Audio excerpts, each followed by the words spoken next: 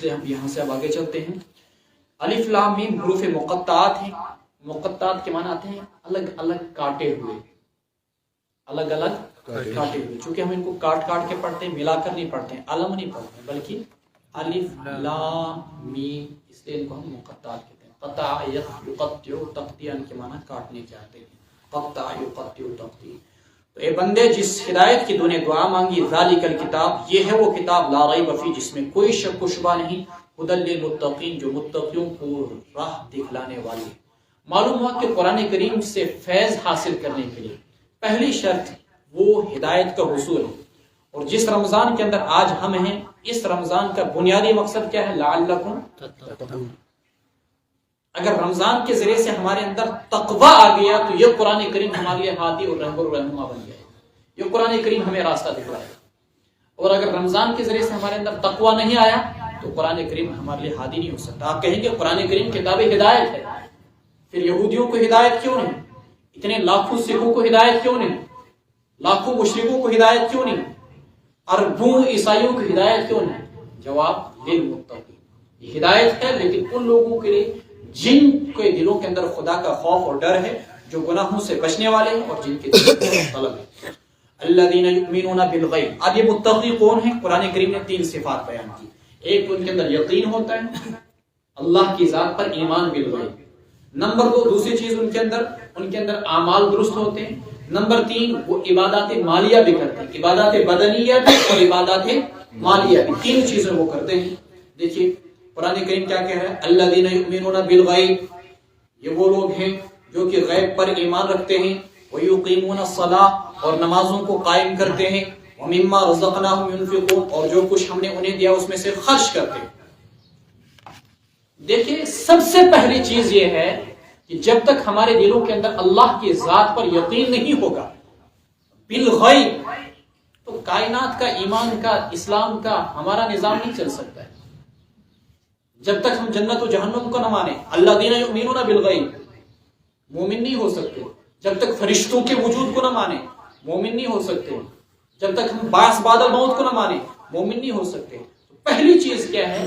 انسان کا اللہ کی ذات پر یقین ہونا. الذین یؤمنون بالغیب، جو غیب پر یقین رکھتے ہیں.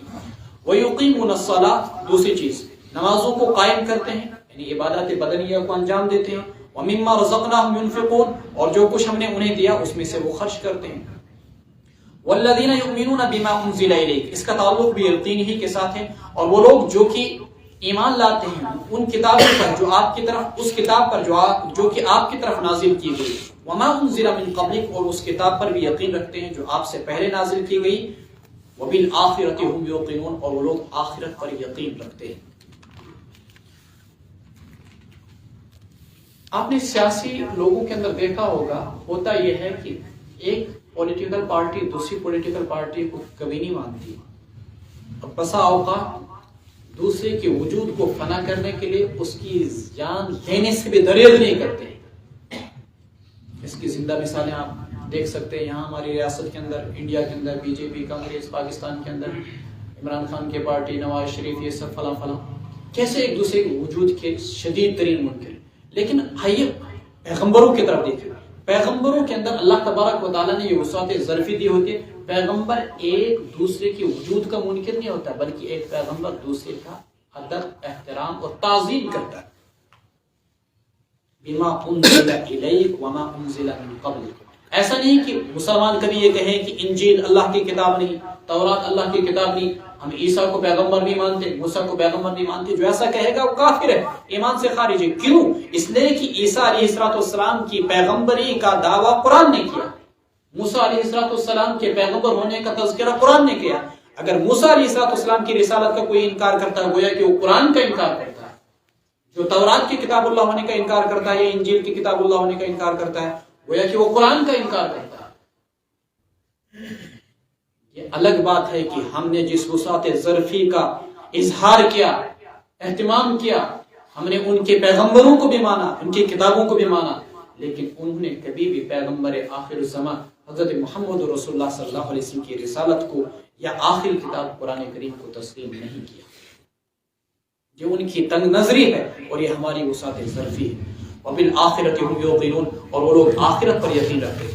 علماء نے یہاں پر ختم نبوت کا بھی استدلال کیا ہے، والذین یؤمنون بما انزل الیک، جو لوگ ایمان رکھتے ہیں اس کتاب پر جو آپ کی طرف نازل کی گئی اور اس کتاب پر جو آپ سے پہلے نازل کی گئی، وہ مومن ہیں۔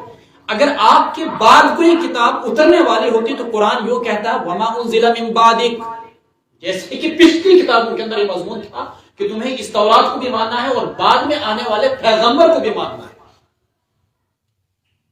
تمہیں اس تورات کو بھی ماننا ہے، انجیل کو بھی ماننا ہے، اور بعد میں آنے والے پیغمبر حضرت محمد رسول اللہ صلی اللہ علیہ وسلم کو بھی ماننا ہے۔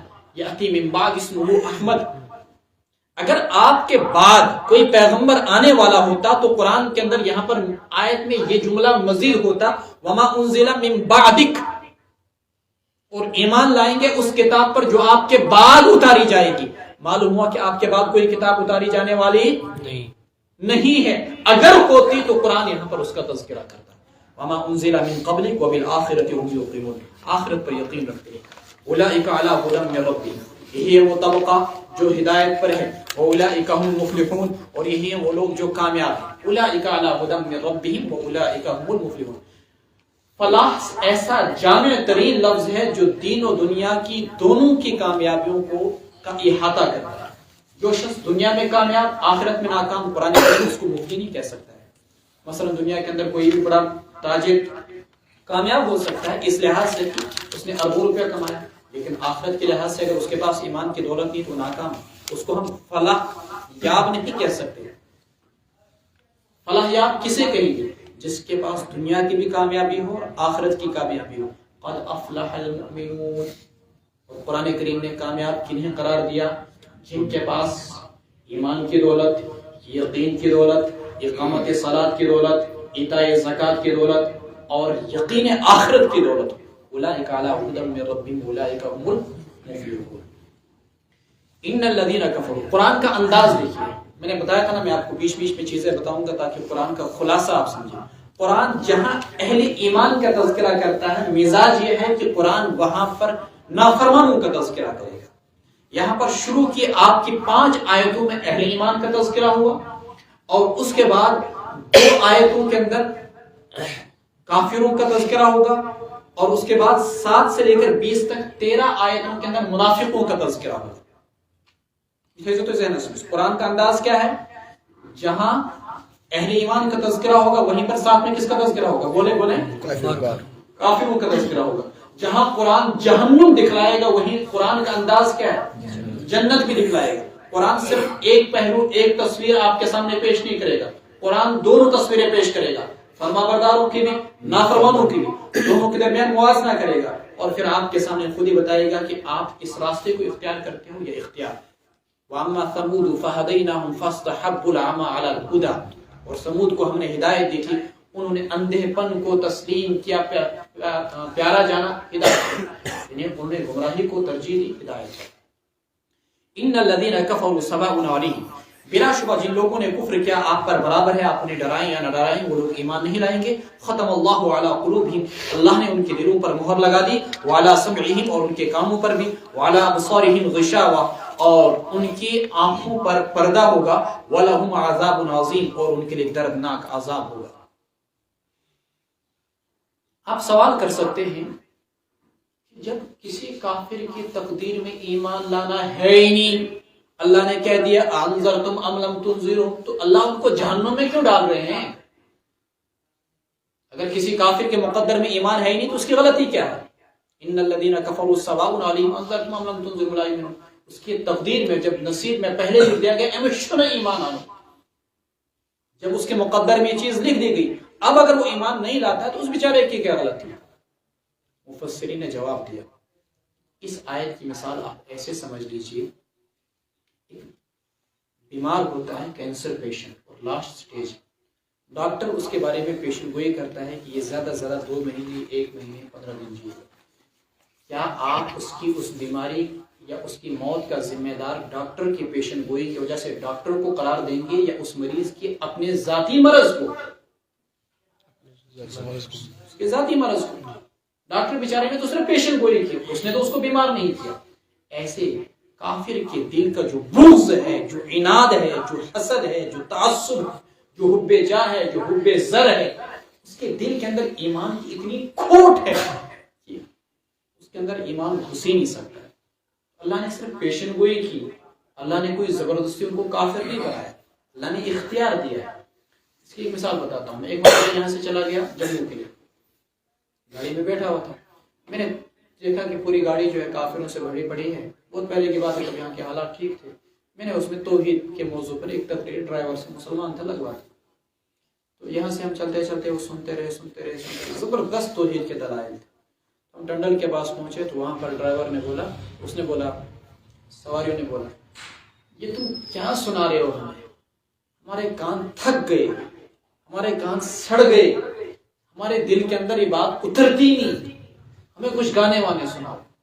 یہ وہ چیز آئی کہ دل ایسے سیاہ ہو گئے ہیں کہ ان کے اندر توحید کی بات ان کو سمجھ میں آتی نہیں، یقین کی بات ان کو بات سمجھ میں آتی نہیں، رسالت کو سمجھتی نہیں۔ ان الذین کفروا سواء علیہم انذرتم ام لم تنذروا، تو ان کے ذاتی عناد اور بغض کی وجہ سے اللہ نے ان کے دلوں پر مہر لگا دی، اور ان کے کانوں پر بھی اور ان کی آنکھوں پر پردہ ہے۔ وَلَهُمْ عَذَابٌ عَظِيمٌ۔ زیادہ تفصیلات آپ مزید تفسیروں کے اندر پڑھ سکتے ہیں۔ وَمِنَ النَّاسِ مَن يَقُولُ آمَنَّا بِاللَّهِ، لوگوں میں سے ایک جماعت ایسی ہے جو کہتے ہیں کہ ہم اللہ پر ایمان لائے۔ منافقون کا تذکرہ 13 آیتوں تک، چونکہ مدینہ کے اندر مخاطب کون تھے؟ منافقین۔ اب دیکھیں، وَمِنَ النَّاسِ مَن يَقُولُ آمَنَّا بِاللَّهِ وَبِالْيَوْمِ الْآخِرِ، لوگوں میں سے ایک جماعت ایسی ہے جو کہتے ہیں ہم ایمان لے آئے اللہ پر اور آخرت کے دن پر۔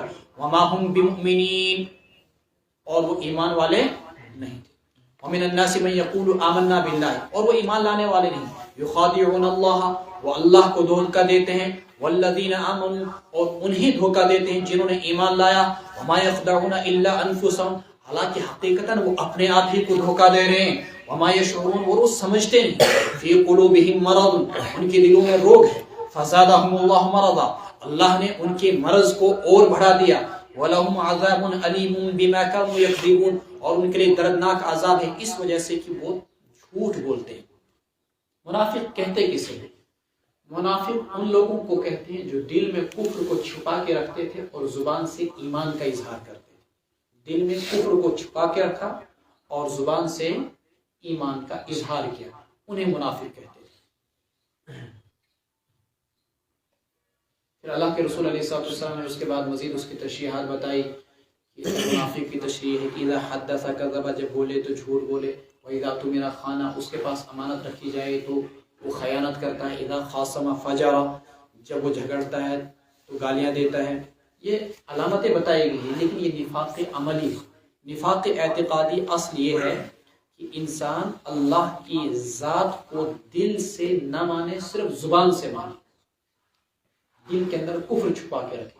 تو مدینہ میں جب مسلمان آئے، اوس و خزرج نے اسلام قبول کیا، یہودیوں نے دیکھا کہ مسلمان بڑی برتری اختیار کر رہے ہیں، تو ان کا ایک طبقہ ایسا تھا جنہوں نے ظاہراً تو ایمان لایا لیکن باطناً ایمان نہیں لایا۔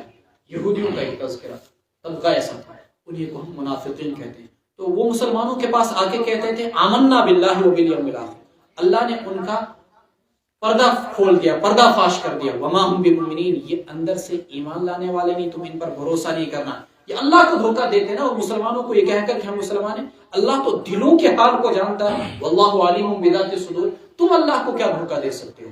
وما یخدعون الا انفسهم، کیونکہ اس جھوٹ کے ذریعے سے تم اپنی آخرت برباد کر رہے ہو۔ وما یخدعون الا انفسهم، جب تم اپنی ہی آخرت برباد کر رہے ہو تو دھوکہ بھی اپنے آپ ہی کو دے رہے ہو، اللہ کو دھوکہ نہیں دے رہے ہو۔ فی قلوبہم مرض، یہ نفاق کا جو روگ تھا قرآن کریم نے اس کو مرض سے تعبیر کیا۔ وَإِذَا قِيلَ لَهُمْ لَا تُفْسِدُوا فِي الْأَرْضِ، اور جب انہیں کہا جاتا ہے زمین میں فساد مت مچاؤ، قَالُوا إِنَّمَا نَحْنُ مُصْلِحُونَ، تو یہ منافقین کہتے ہیں ہم تو اصلاح کرنے والے ہیں۔ أَلَا إِنَّهُمْ هُمُ الْمُفْسِدُونَ وَلَكِنْ لَا يَشْعُرُونَ، یاد رکھیے کہ وہی فسادی ہیں، وَلَكِنْ لَا يَشْعُرُونَ، وہ نہیں سمجھتے۔ قرآن کریم میں یہاں پر فساد کس چیز کو بتلایا گیا؟ عقائد کی خرابی کو بتلایا گیا۔ عقائد کی خرابی کو فساد فی الارض سے تعبیر کیا گیا ہے۔ زبان سے تو ایمان لاتے ہو لیکن دل سے ایمان نہیں لاتے ہو، اور دعوے کرتے ہو اصلاح کے۔ مفسرین نے لکھا ہے کہ دنیا کو تو چھوڑیے، خود مسلمانوں کے اندر ہر دور کے اندر بکثرت ایسے طبقات پیدا ہوئے، ایسی جماعتیں پیدا ہوئی جنہوں نے اصلاح کے نام پر فساد مچایا۔ اپنے آپ کو مصلحین شمار کیا، لیکن حقیقت مصلحین نہیں کہ بلکہ مفسدین۔ وَإِذَا قِيلَ لَهُمْ آمِنُوا كَمَا آمَنَ النَّاسُ، جب ان سے کہا جاتا ایمان لے آؤ جیسا کہ لوگوں نے ایمان لایا، قَالُوا أَنُؤْمِنُ كَمَا آمَنَ السُّفَهَاءُ، تو کہتے ہیں کیا ہم ایمان لے آئے جیسے بیوقوفوں نے ایمان لایا، أَلَا إِنَّهُمْ هُمُ السُّفَهَاءُ وَلَكِنْ لَا يَعْلَمُونَ، دھیان رکھیں کہ یہی لوگ بیوقوف ہیں، وَلَكِنْ لَا يَعْلَمُونَ، لیکن یہ جانتے نہیں۔ یہاں پر اللہ تبارک و تعالیٰ نے الناس سے مراد صحابہ کرام کی جماعت ہے، اور الناس کو بطور آئیڈیا رکھی ہے، نمونے کے پیش کیا گیا ہے۔ تم ایمان لاؤ تو ایمان کس کی طرح سے لاؤ؟ صحابہ کو معیار بنایا گیا، آمنو کما آمن الناس، ایمان لاؤ لیکن ایمان کیسا ہونا چاہیے؟ جیسا کہ صحابہ کا ایمان، کیونکہ قرآن کے نزول کے زمانے میں ناس ایمان لانے والے کون تھے؟ صرف صحابہ، ان جیسا ایمان تمہارا معتبر ہو۔ تو وہ کیا کہتے تھے؟ وہ بڑے چالاک بنتے تھے، کہتے ہیں انؤمن کما آمن السفہاء، بیوقوفوں کی طرح بھی ایمان لائیں گے، عیاذ باللہ۔ یہ ان کا تکبر، غرور اور تعلی تھی۔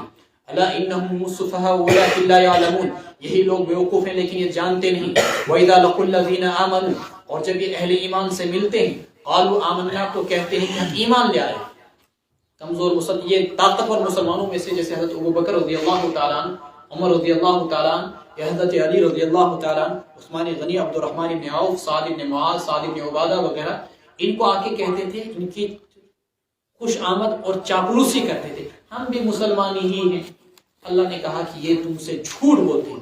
وَإِذَا خَلَوْا، اور جب تنہائی میں چلے جاتے ہیں، إِلَىٰ شَيَاطِينِهِمْ، اپنے شیطانوں کے پاس، اپنے گرو گھنٹالوں کے پاس، قَالُوا إِنَّا مَعَكُمْ، تو انہیں کہتے ہیں ہم تو تمہارے ساتھ ہیں، ہم تو یہودی ہی ہیں، ہم تو مسلمانوں کا مذاق اڑا رہے تھے۔ إِنَّمَا نَحْنُ مُسْتَهْزِئُونَ، یہاں پر قرآن نے کفر کے فرائنہ کو اور بڑے بڑے سرداروں کو، سرغنوں کو شیطان سے تعبیر کیا ہے۔ معلوم ہوا کہ شیطان صرف جنات میں سے نہیں ہوتے، بلکہ شیطان کبھی کبھی انسانوں میں سے بھی ہوتے ہیں جو گمراہ کرنے والے ہوتے ہیں۔ اللہ یستہزئ بہم، اللہ ان کے ساتھ مذاق کر رہا ہے، ویمدہم فی طغیانہم، اور اللہ انہیں ڈھیل دے رہا ہے ان کی سرکشی میں، یا مہون کی وہ بھٹکتے جا رہے ہیں۔ اولئک الذین اشتروا الضلالۃ بالہدی، یہ وہی لوگ ہیں جنہوں نے گمراہی کو خرید لیا ہدایت کی عوض۔ فما ربحت تجارتہم، سو ان کی تجارت نفع بخش نہ ہوئی، وما کانوا مہتدین، اور نہیں یہ سیدھی راہ پر چلے۔ دیکھیں تجارت کے اندر ہر ایک شخص کا ایک طریقہ ہوتا ہے، جب تجارت کرتا ہے تو انسان اس میں کمانے کی کوشش کرتا ہے۔ تاریخ میں کبھی کوئی ایسی تجارت نہیں ہوئی کہ آپ 8 روپے کی چیز خرید کر 5 روپے میں بیچیں، 10 کی چیز خرید کر 5 میں بیچیں، ایسا تو ہوتا ہے، تجارت نام ہی اسی چیز کا ہے کہ 8 کی خرید کر 10 میں بیچیں۔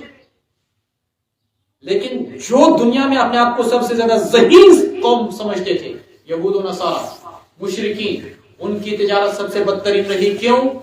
اس لیے کہ انہوں نے اچھی چیز کو دے کر بری چیز کو خریدا۔ اچھی چیز کیا دی انہوں نے؟ ہدایت، اور بری چیز کیا خریدی؟ گمراہی۔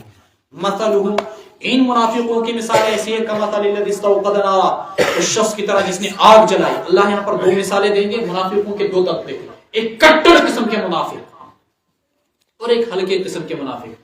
پہلے کٹر قسم کے منافقوں کی مثال دیں گے اللہ تعالیٰ، اور پھر اس کے بعد جو ہلکے قسم کے منافق تھے جن کے دلوں کے اندر کبھی کبھی ایمان کی رمق جاگ جاتی تھی، پھر اللہ تبارک و تعالیٰ ان کی مثال دیں گے۔ دیکھیں پہلی مثال، مثلہ، ان منافقوں کی مثال کمثل الذی استوقد نارا، اس شخص کی طرح جس نے آگ جلائی، فلما اضاءت ما حولہ، جب آگ نے اپنے ارد گرد کو روشن کیا، ذہب اللہ بنورہم، تو ان کی سرکشی کی وجہ سے، ان کے غرور کی وجہ سے، تکبر کی وجہ سے، نفاق کی وجہ سے، مسلمانوں کی دشمنی کی وجہ سے اللہ نے ان کی روشنی کو چھین لیا۔ ذهب اللہ بنورہم وترکہم، اور اللہ نے چھوڑ دیا ان کو ایسی تاریکیوں میں لا یبصرون کہ وہ ہدایت کی راہ کو دیکھ ہی نہیں سکتے۔ صم، اسم کی جمع ہے، بہروں کو بولتے ہیں جو کان سے نہ سنتے ہوں۔ بکم، ابکم کی جمع ہے، ان لوگوں کو بولتے ہیں جو زبان سے بول نہ سکتے ہوں۔ گونگے، عمی، اعمیٰ کی جمع ہے، ان لوگوں کو بولتے ہیں جو آنکھوں سے دیکھ نہ سکتے ہوں۔ تو یہ بہرے ہیں، گونگے ہیں، اندھے ہیں، ہم لا یرجون، ہدایت کی طرف آ ہی نہیں سکتے۔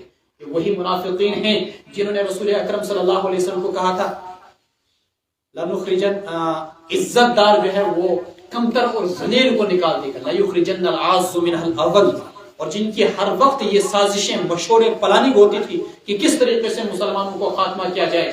وہ عامر راہب جو عیسائی تھا اور مدینہ منورہ کے اندر رہتا تھا، ملک شام گیا اور مسلمانوں کے خلاف قیصر روم کو بھڑکایا، اور حیی ابن اخطب اور کعب ابن اشرف کبھی خیبر میں جا رہا ہے، کبھی اسی طریقے سے قحطان اور اسی طریقے سے کبھی مکہ کے سرداروں کے پاس جا رہا ہے، کس لیے؟ تاکہ وہاں سے فوج لا کر مسلمانوں کو تباہ و برباد کر دیا جائے۔ کیا ایسے لوگوں کو اللہ تبارک و تعالی ہدایت دیتا؟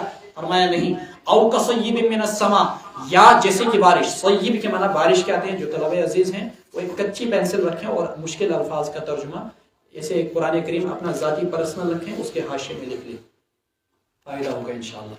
کصیب من السماء، یا جیسے کہ بارش ہو آسمان سے، فیہ ظلمات، اس میں تاریکیاں ہیں، ورعد اور گرج، رعد گرج کو بولتے ہیں، وبرق اور بجلی ہے، یجعلون اصابعهم فی آذانهم من الصواعق، وہ ڈالتے ہیں اپنی انگلیوں کو اپنے کانوں میں کڑک کے اندیشے سے، کڑک کی وجہ سے، موت کے ڈر سے۔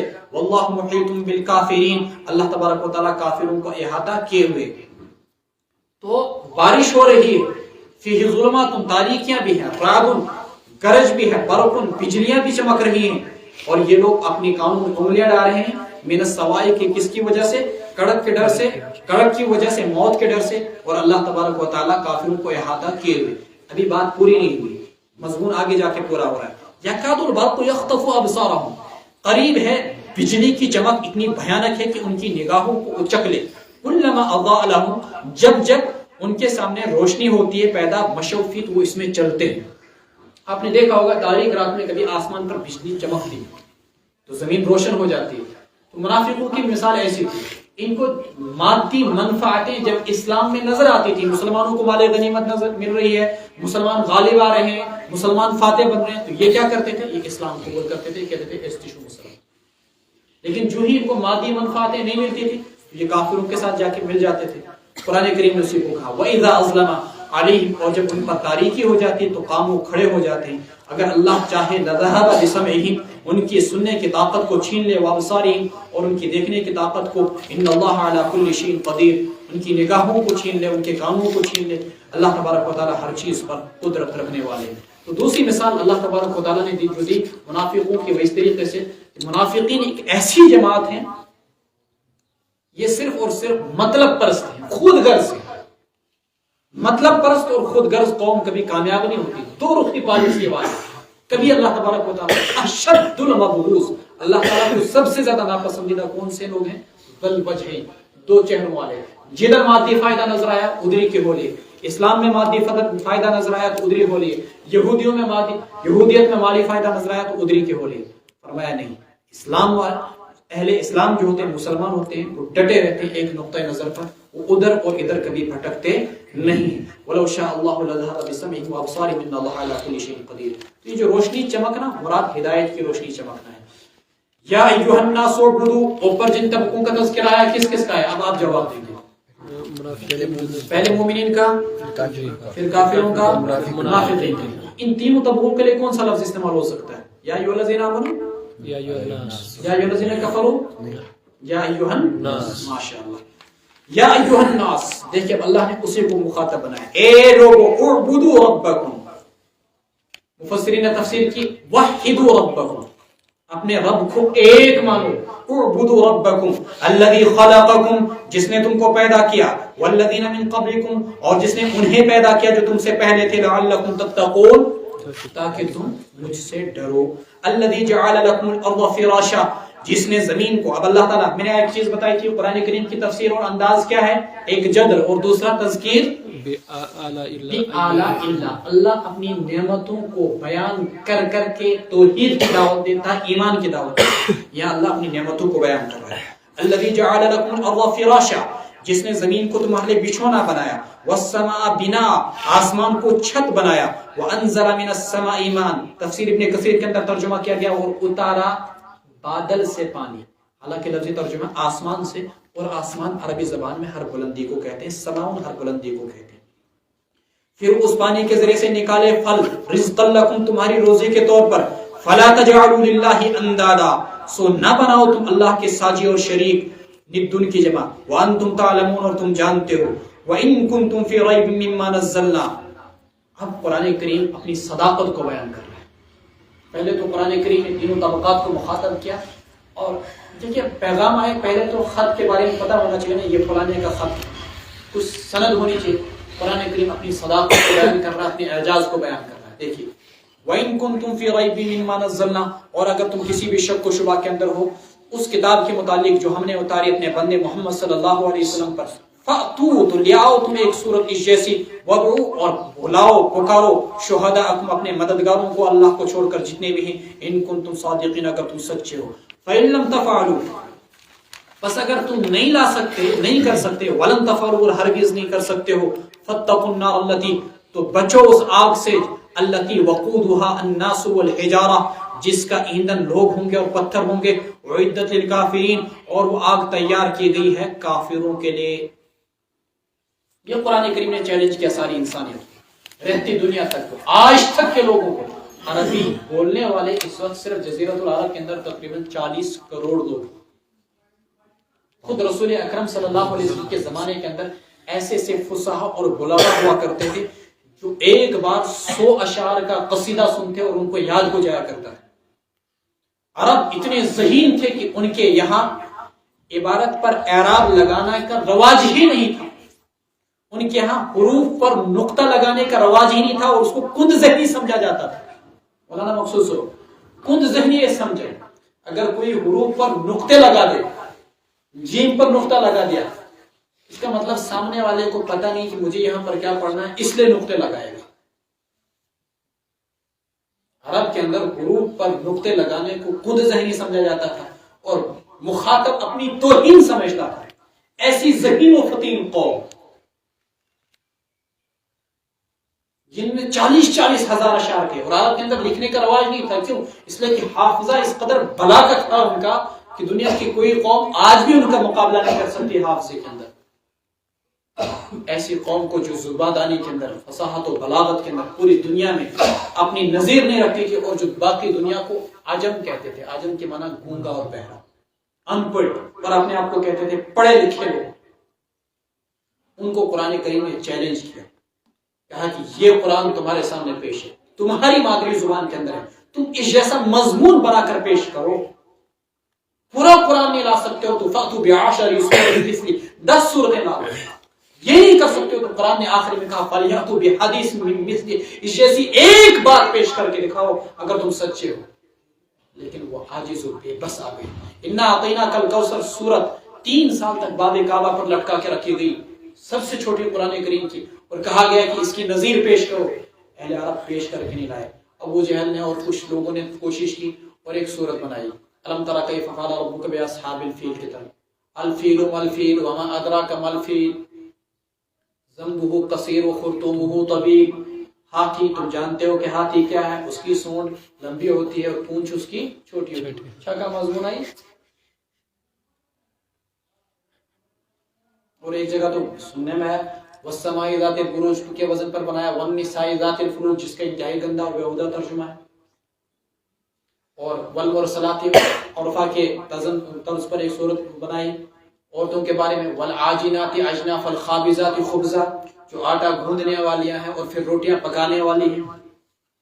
کیا کا مضمون اس کا کہتا ہے بس مخاطب کو کچھ معلوم ہو جائے. سب لوگ ان پر ہنسنے لگے. ہم اس کی قرآن کی نظیر پیش کرو، ہم تمہارے کھانے کا پینے کا پورے سال کا بندوبست کیے کرتے. 1 سال تک کمرے میں بند رہا، اور تو کاغذوں کا پلندہ اور سردی اور روشنائی سب کچھ دی گئی، لکھو تم قرآن کریم کی جیسی ایک کتاب. 1 سال تک وہ لکھتا گیا، کاغذ پھاڑتے گیا، لکھتا گیا، پھاڑتا گیا. 1 سال کے بعد جب اس نے تھوڑے سے کچھ مضامین تیار کیے تو صبح کا وقت تھا، ایک بچہ مکتب پڑھنے کے لیے جا رہا تھا اور وہ سبق یاد کر رہا تھا. وقیل یا اغضب لعی ماءکی ویا سما وقلی وغیظ الماء وقضی الامر. یہ قرآن کریم کی سب سے زیادہ جامع آیت ہے جس میں 22 بلاغتوں کو بیان کیا گیا. اس نے جب یہ آیت سنی، دوبارہ سنا تو اس نے کہا کہ میرا یہ کلام، میں اپنے ایک کلام میں ایک بلاغت جمع نہیں کر پا رہا ہوں، 1 سال ہو گیا، 2 بلاغتیں ایک ساتھ جمع نہیں کر پا رہا ہوں، یہ تو ایک جملے کے اندر 22 بلاغتیں. اٹھا اور اپنے کاغذوں کو سب کو پھاڑ دیا. اس کی نظیر لانے سے ہم لوگ عاجز و خاسر. آج بھی 40 کروڑ عرب موجود ہیں، پوری دنیا موجود ہے، مستشرقین موجود ہیں، سب کو چیلنج ہے آج میں قرآن کریم کا فَلْيَأْتُوا بِسُورَةٍ مِّن مِّثْلِهِ، ایک سورت اس جیسی لے آؤ، لیکن نہیں لا سکتے. فَإِن لَّمْ تَفْعَلُوا وَلَن تَفْعَلُوا فَاتَّقُوا النَّارَ الَّتِي. قرآن کا اعجاز دیکھیے، سورہ قمر آپ پڑھتے ہیں، ہر لفظ کا اختتام کس پہ ہو رہا ہے؟ را پر ختم. اقتربت الساعة وانشق القمر وإن يروا آية يعرضوا ويقولوا سحر مستمر وكذبوا واتبعوا أهواءهم وكل أمر مستقر. اچھا ادھر مت جائیے، آپ آئیے اس کی طرف، سورہ والشمس وضحاها کی طرف. ہر لفظ کا اختتام کس پہ ہو رہا ہے؟ ہاں پر. والشمس وضحاها والقمر اذا تلاها والنهار اذا جلاها والليل اذا يغشى. تھوڑا آگے آگے آ جائیے، اس طریقے سے بول دائرے میں تو یہاں پر اس کا اختتام. سورہ محمد کو دیکھیں، اس کا کیسے ہو رہا ہے؟ سورہ محمد کا ہر آیت کا اختتام ضمیر پہ ہو رہا ہے. یہ انتہائی مشکل ترین ہوتا ہے، کہنا تو آسان ہے لیکن کرنا بڑا مشکل ہے. یہ قرآن کریم کا اعجاز ہے. وَبَشِّرِ الَّذِينَ آمَنُوا وَعَمِلُوا الصَّالِحَاتِ. اب میں نے آپ کو بتایا کہ جہاں کافرین کا تذکرہ تو ساتھ میں مومنوں کا تذکرہ. وعدت جہنم کس کے لیے تیار کی گئی ہے؟ کافروں کے لیے. فوراً اللہ تعالیٰ نے انداز بدلا. وَبَشِّرِ الَّذِينَ آمَنُوا، اور خوشخبری سنائیے آپ ایمان والوں کو. وَعَمِلُوا الصَّالِحَاتِ، اور ان لوگوں کو جنہوں نے نیک کام کیے. أَنَّ لَهُمْ جَنَّاتٍ، ان کے لیے باغات ہوں گے. تجری من تحتها الانہار، جس کے نیچے نہریں بہتی ہوں گی. کلما رزقوا، جب جب انہیں اس میں سے کوئی پھل دیا جائے گا، رزقاً روزی کے طور پر. منہا، اس میں سے یعنی جنتوں میں سے. قالوا، تو کہیں گے هذا الذي رزقنا من قبل، یہ تو وہی پھل ہے جو ہمیں اس سے پہلے دیا گیا تھا. وَأُتُوا، اور ان کو دیا جائے گا متشابہاً، ملتا جلتا پھل. وَلَهُمْ فِيهَا أَزْوَاجٌ مُطَهَّرَةٌ، اور ان کے لیے ہوں گی اس جنت کے اندر پاکیزہ بیویاں. وَهُمْ فِيهَا خَالِدُونَ، اور اس میں وہ ہمیشہ رہیں گے. جوڑ کا ترجمہ یہاں پر کرنا غلط ہے. وَهُمْ فِيهَا خَالِدُونَ مُطَهَّرَةٌ وَهُمْ فِيهَا خَالِدُونَ. یہ جنت کا تذکرہ کیا گیا. یہاں پر ایک چیز بتائی گئی کہ جنتیوں کو جو پھل دیے جائیں گے، مفسرین نے تو اس کے ذیل میں بہت ساری باتیں لکھی ہیں کہ ایک ایک پھل کے 70 ذائقے ہوں گے. ژوٗنٛٹھ دِتُکھ کھٮ۪نَس کِس، یہِ چھُ دُنیاہَس منٛز کھٮ۪وان سیب کا ایک ہی ذائقہ، لیکن جنت کے سیب کے 70 سے زائد ذائقے ہوں گے. اوتو بھی متشابہ، شکل تو ایک لیکن ذائقے 70. ہم عام کھاتے ہیں دنیا میں ایک ذائقہ ملتا جلتا، دنیا کے پھل سے یا جنت کے پھل بھی باہمی ایک دوسرے سے ملتے جلتے ہوں گے، لیکن ذائقے الگ الگ. ایک ہی پھل کے 70 ذائقے ہوں گے. بلکہ بعض مفسرین نے یہاں تک لکھا وَلَكُمْ فِيهَا مَا تَشْتَهِي أَنفُسُكُمْ، اکھ سوپ کڑس اکھ سواد، بیاکھ سوپ بیاکھ سواد، بیاکھ سوپ بیاکھ سواد. اس انداز میں اللہ تبارک و تعالیٰ نے اس کے رکھا ہوا ہے. اور پھلوں کی بھی وہ نعمت، وہ انداز نہیں ہوگا جو دنیا کے اندر. مفسرین نے یہاں تک لکھا ہے اس کے ذیل میں کہ ایک انگور کا جو دانہ ہوگا وہ اتنا بڑا ہوگا، جو اس زمانے میں ہوا کرتا تھا بستہ، اس پر کاشر پڑتا، یعنی جانور کی کھال اتار کے پہلے زمانے میں ہوا کرتا، اس میں ہم آٹا بنا کرتے تھے، بوری جیسی ہوا کرتی. اتنا بڑا ایک انگور کا دانہ ہوگا، کھجور کا دانہ ہوگا، اور انگور کا خوشہ اتنا بڑا ہوگا کہ 1 مہینے کی مسافت تک دراز ہوگا. ایسے جنت کے پھل. اور قرب قیامت کے متعلق خود احادیث میں آتا ہے کہ انار اتنا بڑا ہو جائے گا کہ اس کے چھلکے سے لوگ چھتری کی طرح سایہ کا استعمال کریں گے. یہ تو دنیا کے اندر ہوگا، آخرت کو بات ہی نہیں. اور جنت کے پھلوں کے بارے میں آتا ہے کہ جو جنت کی بیری ہے، جو اللہ کے رسول علیہ السلام نے سدرۃ المنتہا پر دیکھا کہ اس کا پھل کا تلال ہجر جو عرب کے اندر یمن کے ایک علاقہ تھا، وہاں کے جو مٹکے ہوا کرتے تھے، اس مٹکے کے برابر جنت کی بیری ہوگی. حالانکہ دنیا کی بیری اتنی سی ہوتی ہے. قالوا هذا الذي رزقنا من قبل وأتوا به متشابها ولهم فيها أزواج مطهرة، اور ان کے لیے وہاں پر پاکیزہ بیویاں ہوں گی. فقہاء نے لکھا کہ پاکیزہ، حدیث میں ابھی آتا ہے کہ پاکیزہ بیویاں ایسی کہ وہ کبھی تھوکیں گی نہیں، اور اسی طریقے سے ان کی ناک سے کبھی رینک نہیں نکلے گی، ان کو کوئی حیض نہیں ہوگا، کوئی نفاس نہیں ہوگا جنت کے اندر. اور اسی طریقے سے ان کی یہ جو زلف ہوگی یہ اتنی خوشبودار ہوگی کہ اگر اس کو زمین و آسمان میں ڈالا جائے تو اس پورا زمین و آسمان معطر ہو جائے. اور یہاں تک مفسرین نے لکھا ہے کہ اگر اس کی پنڈلی کو آسمان سے نیچے ڈال دیا جائے تو سورج بے نور ہو جائے گا اور اس کی پنڈلی روشن ہو جائے گی. 70 کپڑوں کے اندر اس کا نور جو ہے وہ نظر آئے گا. 70 کپڑوں کے اندر اتنی خوبصورت اور حسین ہوگی. لیکن کن کے لیے؟ اہل ایمان کے لیے. وَهُمْ فِيهَا خَالِدُونَ. دنیا کی نعمتوں کی مصیبتیں یا تو نعمتیں فنا ہو جاتی ہیں یا نعمتوں کو کے کھانے والے فنا ہو جاتے ہیں۔ دنیا کی نعمتوں کی دو مصیبتیں ہیں، آج فروٹ ہے ہی نہیں، سارے ختم، نعمتیں ختم۔ کل نعمتیں تو ہوں گی لیکن ہم لوگ دنیا سے رخصت ہو گئے۔ لیکن جنت کی نعمتوں کا یہ ہے کہ جو جنت میں جائیں گے وہ ہمیشہ ان نعمتوں کو کھائیں گے، کبھی فنا نہیں ہوگا، اور نہیں نعمتیں ختم، نہ نعمتوں کے کھانے والے کبھی ختم ہوں گے۔ ان اللہ لا یستحی، اللہ ہرگز نہیں شرماتا اس بات سے، ان یضرب مثلا ما بعوضۃ، کہ اللہ مثال بیان کرے کسی مکھی کی یا مچھر کی، فما فوقها، یہ اس سے بھی کم تر، فاما الذین آمنوا فیعلمون انہ الحق من ربہم، جن لوگوں نے ایمان لایا وہ جانتے ہیں کہ مثالیں سچی ان کے رب کی جانب سے، واما الذین کفروا، اور جن لوگوں نے کفر کیا، فیقولون، وہ کہتے ہیں ماذا اراد اللہ بہذا مثلا، اللہ کا کیا مقصد ہے اس مثال سے، یضل بہ کثیرا، اللہ اس مثال کے ذریعے سے بہت سارے لوگوں کو گمراہ کرتا ہے، ویہدی بہ کثیرا، اور بہت سارے لوگوں کو ہدایت دیتا ہے، وما یضل بہ الا الفاسقین، اور اللہ گمراہ نہیں کرتا ان مثالوں کے ذریعے سے مگر صرف فاسقین کو۔ قرآن میں آیت اتری 17ویں سپارے کے اندر، یا ایھا الناس ضرب مثل فاستمعوا له ان الذين تدعون من دون الله لا يخلقوا ذبابا، جن ہاتھوں کے تراشے ہوئے پتھروں کو جنہیں کل تک اپنے پاؤں کی ٹھوکروں سے ادھر ادھر پھینکا کرتے تھے، ان پتھروں کے معبود بنا کر جن کی تم پوجا کرتے ہو نا، جملہ دوبارہ سنیے، جن پتھروں کو کل تک تم پاؤں کی ٹھوکر سے ادھر ادھر پھینکا کرتے تھے، انہی پتھروں کو تراش کر تم خدا بناتے ہو، ان خداؤں کے اندر تو اتنی بھی طاقت نہیں ہے کہ وہ ایک مکھی یا مچھر کو پیدا کر سکے، لن یخلقوا ذبابا، وہ تو چھوڑو، تم ان کے سامنے جو نیاز اور مٹھائیاں چڑھاتے ہو نا، ان معبودوں کے اندر اتنی بھی طاقت نہیں کہ کتا آ کر وہ نیاز مٹھائی اٹھا کے لے جائے، وہ یہ مکھی اٹھا کے لے جائے وہ نیاز، یہ مکھی تک کو تمہارے معبود نہیں بچا سکتے۔ قرآن نے یہاں پر مثال دی کہ یہ تمہارے معبود مکھی کو بھی پیدا نہیں کر سکتے۔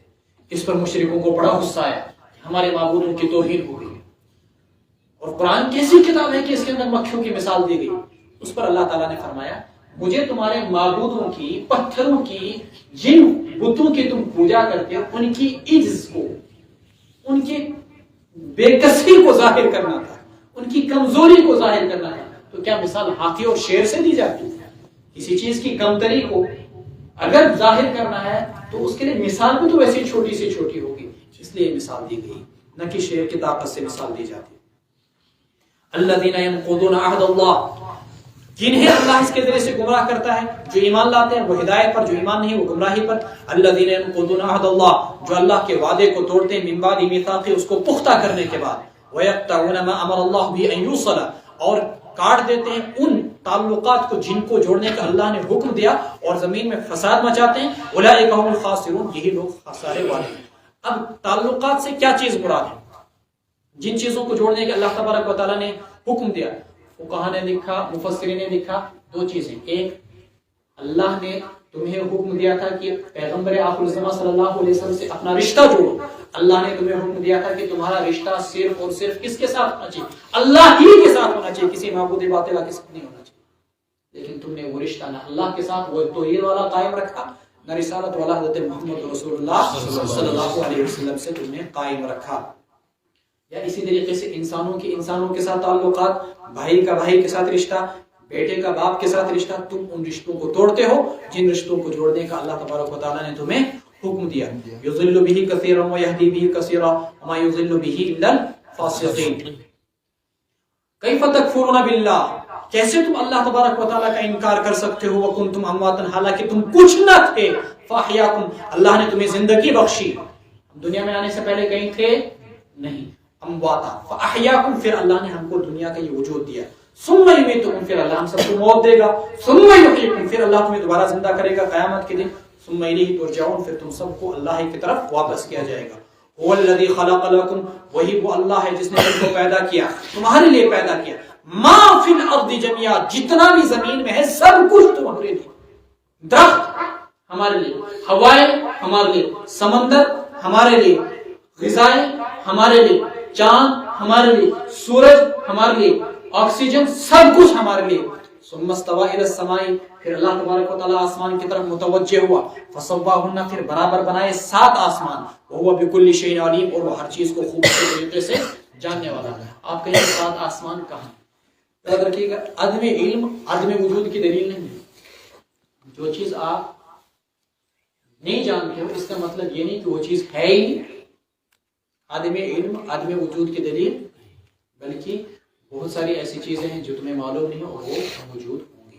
اسی میں سے 7 آسمان پہ آتے ہیں، اگر ہمیں معلوم نہیں ہے تو یقیناً ہوں گے، چونکہ قرآن نے کہا وَإِذْ قَالَ رَبُّكَ لِلْمَلَائِكَةِ. یہاں سے آگے اب تخلیق انسانیت کا تذکرہ.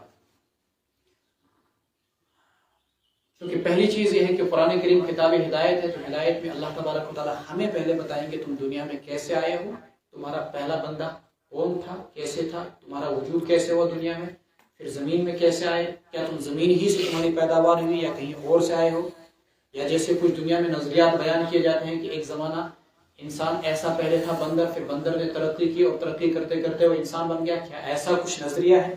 یا ایسے ہی جیسے بلی نے ترقی کرتے کرتے ایک زمانے میں جا کر وہ شیر بن گیا، کیا ایسا کوئی نظریہ ہے؟ تو قرآن کریم نے فرمایا کہ ایسے یہ سب کے سب تمہاری نظریات یہ بیہودہ ہے. اصل نظریہ کیا ہے؟ انسان کیسے بنا، کہاں سے بنا، اسے اللہ تبارک و تعالیٰ بیان کرتے ہیں. تخلیق آدم سے پہلے اللہ تبارک و تعالیٰ نے فرشتوں کے سامنے کچھ باتیں پیش کی تھی، پہلے ان کا تذکرہ. وَإِذْ قَالَ رَبُّكَ لِلْمَلَائِكَةِ. اور جب آپ کے رب نے فرشتوں سے کہا اِنِّي جَاعِلٌ فِي الْأَرْضِ خَلِيفَةً، میں زمین میں ایک نائب بنانے جا رہا ہوں. قَالُوا أَتَجْعَلُ فِيهَا مَن يُفْسِدُ فِيهَا وَيَسْفِكُ الدِّمَاءَ. اللہ نے کہا کیا آپ زمین میں ایسے کو نائب بنائیں گے جو اس میں فساد مچائے گا، وَيَسْفِكُ الدِّمَاءَ اور خون ریزی کرے گا، وَنَحْنُ نُسَبِّحُ بِحَمْدِكَ ہم تیری تسبیح بیان کرتے ہیں، وَنُقَدِّسُ لَكَ اور تیری تقدیس پاکی بیان کرتے ہیں. قال انی اعلم ما لا تعلمون. اللہ نے کہا میں جانتا ہوں وہ چیزیں جو تم نہیں جانتے ہو. وعلم آدم الاسماء كلها. پھر اللہ نے آدم علیہ السلام کو سارے نام سکھائے. ثم عرضهم على الملائکۃ. پھر آدم کو پیش کیا فرشتوں کے سامنے. فقال انبئونی باسماء هؤلاء. اللہ نے کہا بتاؤ مجھے ان چیزوں کے نام، ان کنتم صادقین اگر تم سچے ہو. قالوا سبحانک. فرشتوں نے کہا آپ کی ذات پاک. لا علم لنا الا ما علمتنا. ہمیں کچھ پتہ نہیں مگر وہی جو آپ نے ہمیں سکھایا. انک انت العلیم الحکیم. یقیناً آپ ہی جاننے والے ہیں، آپ ہی حکمت والے ہیں. قال یا آدم انبئهم باسمائهم. اللہ تبارک و تعالیٰ نے کہا اے آدم بتاؤ تم انہیں ان چیزوں کے نام. فلما انبأهم باسمائهم. جب آدم علیہ السلام نے فرشتوں کے ان چیزوں کے نام بتائے. قال الم اقل لكم. اللہ نے کہا کیا میں نے تم سے نہیں کہا تھا انی اعلم غیب السماوات والارض، میں ہی زمین و آسمان کے غیب کو جانتا ہوں. وَأَعْلَمُ مَا تُبْدُونَ وَمَا كُنْتُمْ تَكْتُمُونَ اور جانتا ہوں وہ چیزیں بھی جو تم ظاہر کرتے ہو. وَمَا كُنْتُمْ تَكْتُمُونَ اور وہ چیزیں بھی جو تم چھپاتے ہو. تو آدم علیہ السلام کی تخلیق کی بحث تو آگے دوسری جگہ پر آ رہی ہے. یہاں پر صرف اتنا جو آپ کے سامنے موضوع ہے اسی کو میں ذکر کروں. فرشتوں سے کہا گیا کہ میں انسان کو پیدا کرنے جا رہا ہوں. فرشتوں نے سوچا کہ تخلیق مخلوق کا مقصد عبادت و بندگی ہوگی جیسی ہماری ہے، یا زمین و آسمان کے امور چلانا. یہ تو ساری چیزیں ہم انجام دے رہے ہیں، بہترین انداز میں عبادت بھی کر رہے ہیں، بہترین انداز میں نظام بھی چلا رہے ہیں. تو کسی اور مخلوق کی کیا ضرورت؟ چونکہ انسان سے پہلے زمین پر جنات رہتے تھے اور جنات نے زبردست خون ریزی مچائی تھی، ان کے اندر مادہ شر غالب تھا. اس لیے فرمایا کہ آپ ایسی مخلوق کو کیوں پیدا کریں گے جو زمین میں خون ریزی. انہوں نے سوچا جیسے جنات ہوں گے ویسے انسان بھی ہوں گے. فرشتوں نے یہی سوچا. اس پر اللہ تبارک و تعالیٰ نے فرمایا جو چیزیں میں جانتا ہوں وہ تم نہیں جانتے. کیونکہ مقصود ابتلاء و آزمائش. تمہارے ذریعے سے ابتلاء و آزمائش نہیں ہو سکتی چونکہ تمہارے اندر خیر ہی خیر غالب ہے. تم گناہ کر ہی نہیں سکتے ہو اور جنات سے بھی وہ مقصد حاصل نہیں ہو سکتا ابتلاء و آزمائش، اس لیے کہ ان کے اندر شر ہی شر غالب ہے. تم ایک ایسی بیچ والی مخلوق پیدا کرنا چاہتا ہوں جس کے اندر خیر بھی ہوگا شر بھی ہوگا، خیر بھی ہوگا شر بھی ہوگا، دونوں چیزیں اس کے اندر ہوں گی. اور وہ کون سی مخلوق ہوگی؟ انسان والی مخلوق ہوگی. پھر اللہ تبارک و تعالیٰ نے کچھ چیزیں فرماتے ہیں مفسرین، مثال کے طور پر گرمی، سردی، بیماری اور اسی طریقے سے تندرستی، پیاس، بھوک، یہ ساری چیزیں آدم علیہ السلام کو ان چیزوں کا عملی تجربہ تھا. ان کے اندر یہ فطرت تھی پیاس کیسے لگ سکتی ہے وہ سمجھ سکتے تھے. ان کے اندر یہ فطرت تھی کہ بیمار کیسے ہو سکتا ہے وہ اس چیز کو سمجھ سکتے تھے. بھوک کیا ہو سکتی ہے؟ فرشتے کچھ کھاتے ہیں؟ نہیں. بیمار ہو سکتے ہیں؟ نہیں. پیاسے ہو سکتے ہیں؟ نہیں. تو ان کو سکھائیں بیماری کیا ہے، آپ ان کو سکھائیں پیاس کیا ہے، بھوک کیا ہے. یہ تو ایسے ہو گیا جیسے آپ کے سامنے میں چائنیز زبان میں تفسیر قرآن کریم بیان کرو. اور زمین و آسمان کی جتنی چیزیں ہر چیز کا نام بھی سکھلایا گیا اور اس کی خاصیت بھی بتلائی گئی. مفسرین نے لکھا ہے آدم علیہ السلام ان چیزوں کو یاد رکھ پائے اور فرشتے یاد نہیں رکھ پائے. اسی وجہ سے آدم علیہ السلام کی برتری ثابت ہو گئی. اب جب آدم علیہ السلام کی برتری ثابت ہوگی، اب حکم دیا گیا سارے فرشتوں کو کہ آدم کو سجدہ کرو. اب یہ سجدہ کیسا تھا؟ یقیناً یہ وہ والا سجدہ تو تھا نہیں جو سجدہ عبودیت جسے کہتے ہیں، عبادت والا سجدہ، کیونکہ خود اللہ تبارک و تعالیٰ شرک کی دعوت نہیں دے سکتے. اب دو ہی چیزیں، یا سجدے کا وہ معنی بیان کیا جائے کہ اس سے مراد مطلقاً آدم کی برتری کو تسلیم کرو، یہ مطلب تھا آدم کو سجدہ کرنے کا کہ آدم کی برتری تسلیم کرو جو اللہ نے حکم دیا، یا یہ مطلب ہے کہ سجدہ تعظیمی کرو. اور سجدہ تعظیمی قرآن کریم میں ثابت ہے. خود یعقوب علیہ السلام پیغمبر تھے وقت کے، انہوں نے اپنے بیٹے یوسف علیہ السلام کو جو کہ وقت کے پیغمبر تھے ان کو سجدہ کیا. ان کے 12 بھائیوں نے بھی سجدہ کیا، 11 بھائیوں نے بھی سجدہ کیا. یا تو یہ سجدہ تعظیمی تھا جو پچھلی امتوں کے اندر جائز تھا، اس امت کے اندر جائز. اس سے کوئی پیر آج کل اس میں پیر والی کہاں کہ صاحب تو اپنے مریدن دی حکم میں کرو سجدہ، یہاں تو کم ہے. لیکن آپ پڑوسی ملک پاکستان میں جائیے، اتنی کثرت کے ساتھ پیر سجدے کراتے ہیں. حالانکہ اللہ کے رسول علیہ السلام کی حدیث ہے، لو امر احد ان يسجد لاحد لامرت المرأة ان تسجد لبعلها. اگر میں کسی کو یہ اجازت دیتا کہ تم کسی کو سجدہ کرو تو میں سب سے پہلے کس کو حکم دیتا؟ بیوی کو حکم دیتا کہ وہ اپنے شوہر کو سجدہ کرے. کیا صحابہ سے زیادہ مقدس ہستی جو اللہ کے رسول علیہ السلام سے پیار کرنے والی ہو کوئی تھی زمین پر؟ کیا اللہ کے رسول علیہ السلام سے زیادہ محبوب ہستی تھی کوئی؟ پورا ذخیرہ احادیث آپ کے سامنے، ایک حدیث پیش کر دیجئے جس میں صحابہ نے اللہ کے رسول کو سجدہ کیا. جب اللہ کے رسول کو سجدہ کرنا جائز نہیں تو کیا کسی پیر کو سجدہ کرنا جائز ہے؟ کیا صحابہ سے بڑا کوئی عالم ہو سکتا ہے؟ جب انہوں نے سجدہ نہیں کیا ہمارے لیے سجدہ کرنا جائز ہوگا؟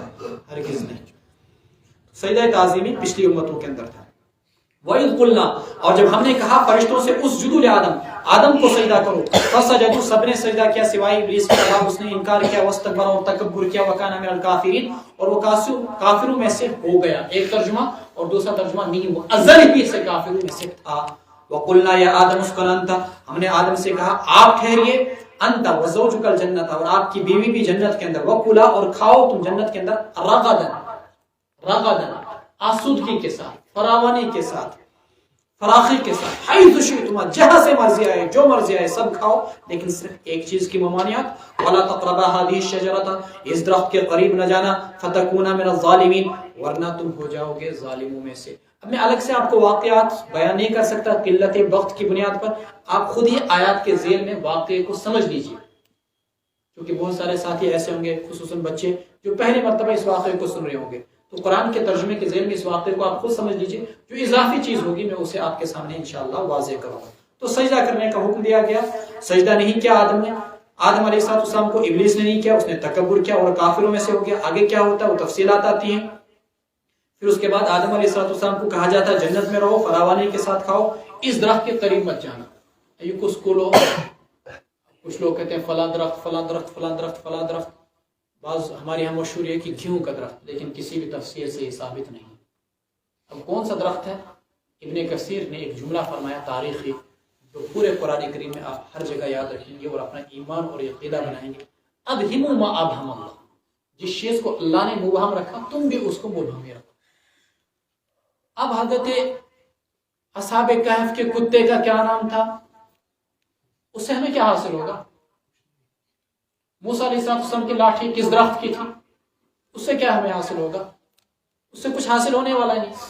قرآن نے جو چیز ہمارے فائدے کی تھی وہ بتا دی، جو چیز ہمارے فائدے کی نہیں تھی قرآن کریم میں اس سے تعارض نہیں کیا. تو جس چیز کو خدا تعالیٰ نے مبہم چھوڑا ہم بھی اس کو مبہم چھوڑیں گے. ہاں اگر احادیث میں کہیں پر اس کی وضاحت آئی ہو تو ہم اس کو انشاءاللہ بیان کریں گے. فَأَزَلَّهُمَ الشَّيْطَانُ وَلَا تَقْرَبَا هَذِهِ الشَّجَرَةَ، اس درخت کے قریب نہ جانا. فَأَزَلَّهُمَ الشَّيْطَانُ، ان دونوں کو پھسلایا شیطان نے، عنہا اس درخت سے، ایک ترجمہ، اور دوسرا ترجمہ کیا گیا جنت سے. فَأَخْرَجَهُمَا، نکالا ان دونوں کو آدم اور حوا کو، مما كَانَ فِيهِ، اس جنت سے جس میں وہ تھے. وَقُلْ اهْبِطُوا، اور ہم نے ان سے کہا اترو، بعضکم لبعض عدو، زمین میں تم میں سے بعض کے دشمن ہوں گے.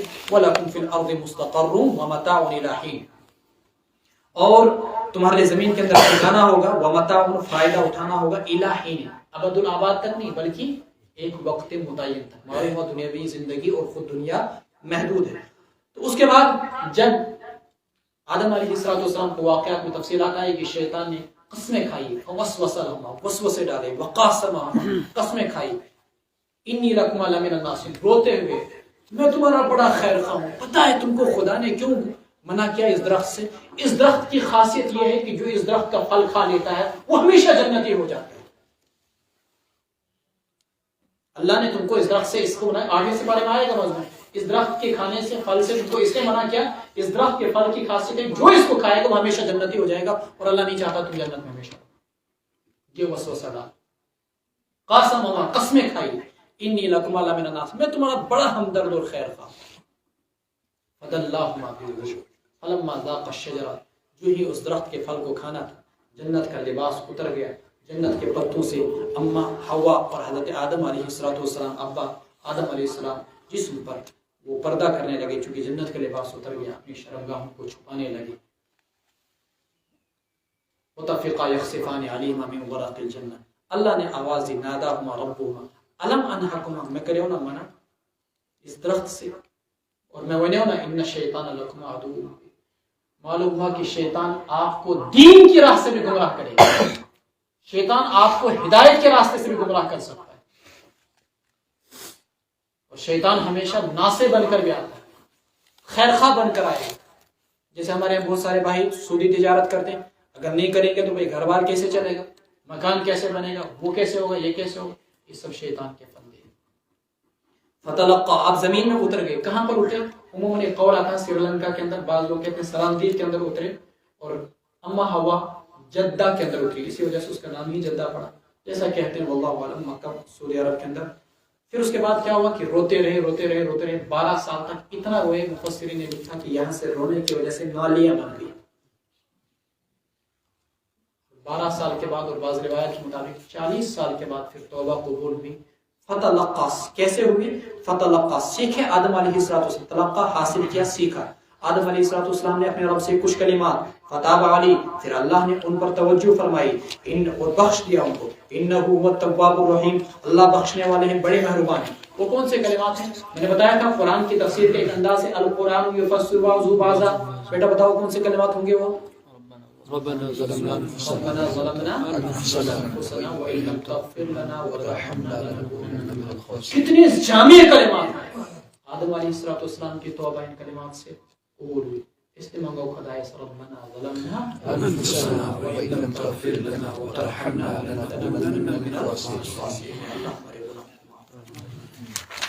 اللہ بھی تو ہم نے کہا ان سے اتر جاؤ جنت سے جمیعاً سب کے سب. اب سب کے سب سے کون مراد ہے؟ یعنی شیطان بھی اور انسان بھی. فإما يأتينكم مني هدى بعضكم لبعض عدو پیچھے جملہ آیا تھا، تم میں سے بعض کے دشمن ہوں گے. یہ بعض سے کون مراد ہے؟ دونوں قول ہیں، شیطان انسان کا دشمن، انسان شیطان کا دشمن. اور دوسرا قول یہ ہے کہ انسان کا دشمن ہوگا. تو آپ دیکھ ہی رہے ہیں فإما يأتينكم مني هدى پس اگر آئے تمہارے پاس میری جانب سے کوئی ہدایت، فمن تبع ہدایا جو بھی میری ہدایت کی پیروی کرے گا، فلا خوف علیہم اسے کوئی ڈر نہیں ہوگا، ولا هم يحزنون اور نہیں کوئی رنج. مصیبت سے پہلے انسان کو جو کبھی ڈر ہوتا ہے اس ڈر کو بولتے ہیں خوف. مطلب مثلا ایک طالب علم کو ڈر ہوتا ہے سر جواب نہیں نکلے گا، استاد مارے گا، اس کو کیا بولتے ہیں عربی زبان میں؟ اس کو خوف بولتے ہیں.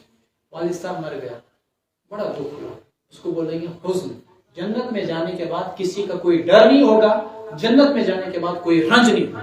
دونوں چیزیں سمجھیے، جنت میں جانے کے بعد کوئی ڈر نہیں، جنت میں جانے کے بعد کوئی رنج بھی نہیں ہوگا. والذین کفروا وکذبوا بآیاتنا جن لوگوں نے کفر کیا اور ہماری آیات کو جھٹلایا، اولئک اصحاب النار هم فیہا خالدون یہی لوگ دوزخی ہیں، وہ اس میں ہمیشہ رہیں گے.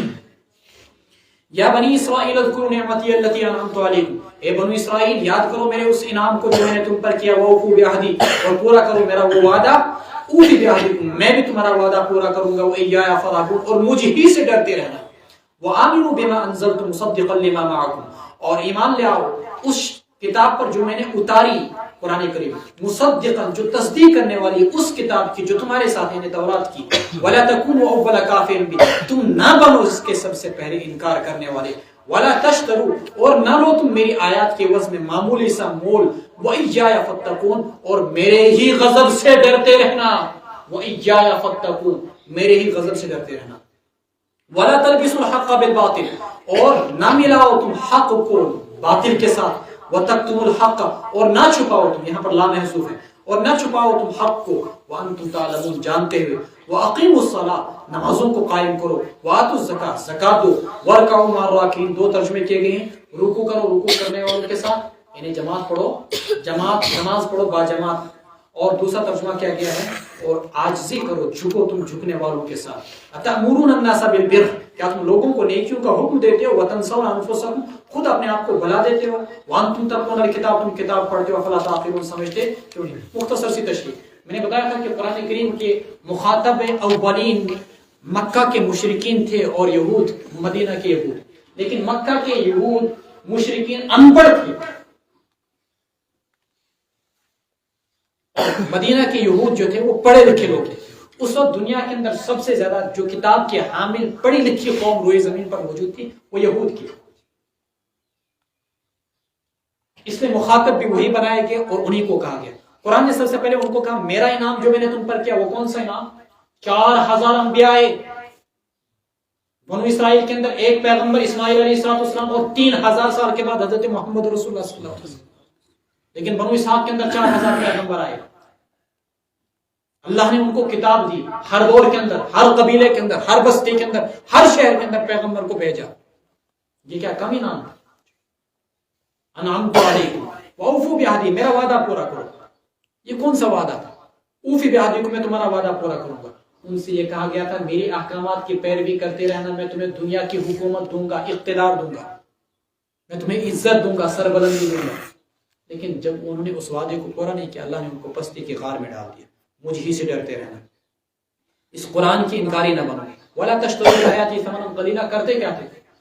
مثال کے طور پر کسی طاقتور انسان نے جرم کیا، وہ اپنے ربی کے پاس، یعنی جو ان کا مفتی صاحب ہوا کرتا تھا یا ان کا جو پیر ہوا کرتا تھا، پیر کے پاس جاتا تھا، جو بھی اس زمانے کے اندر سیاست اور مذہب ملا ہوا تھا، تو اب مثال کے طور پر اس کو سزا دینی سنساری کی، خود اللہ کے رسول علیہ السلام کے زمانے میں طاقتور انسان نے زنا کیا، سزا دینی سنساری کی۔ جب یہود کے علماء سے پوچھا کہ سزا کیا ہے، فرمایا کہ تورات کے اندر سزا یہ ہے کہ اس کا منہ کالا کرو، گدھے پر بٹھاؤ اور اس کی پٹائی کرو۔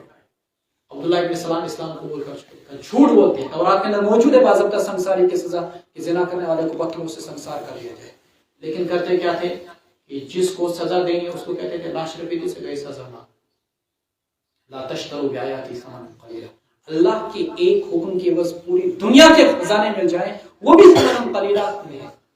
اللہ کے ایک حکم کے عوض میں اگر پورے دنیا کے خزانے بھی مل جائیں وہ بھی ثمنا قلیلا کے اندر ہے۔ ولا تشتروا بآیاتی ثمنا قلیلا میرے غضب سے بچتے رہنا۔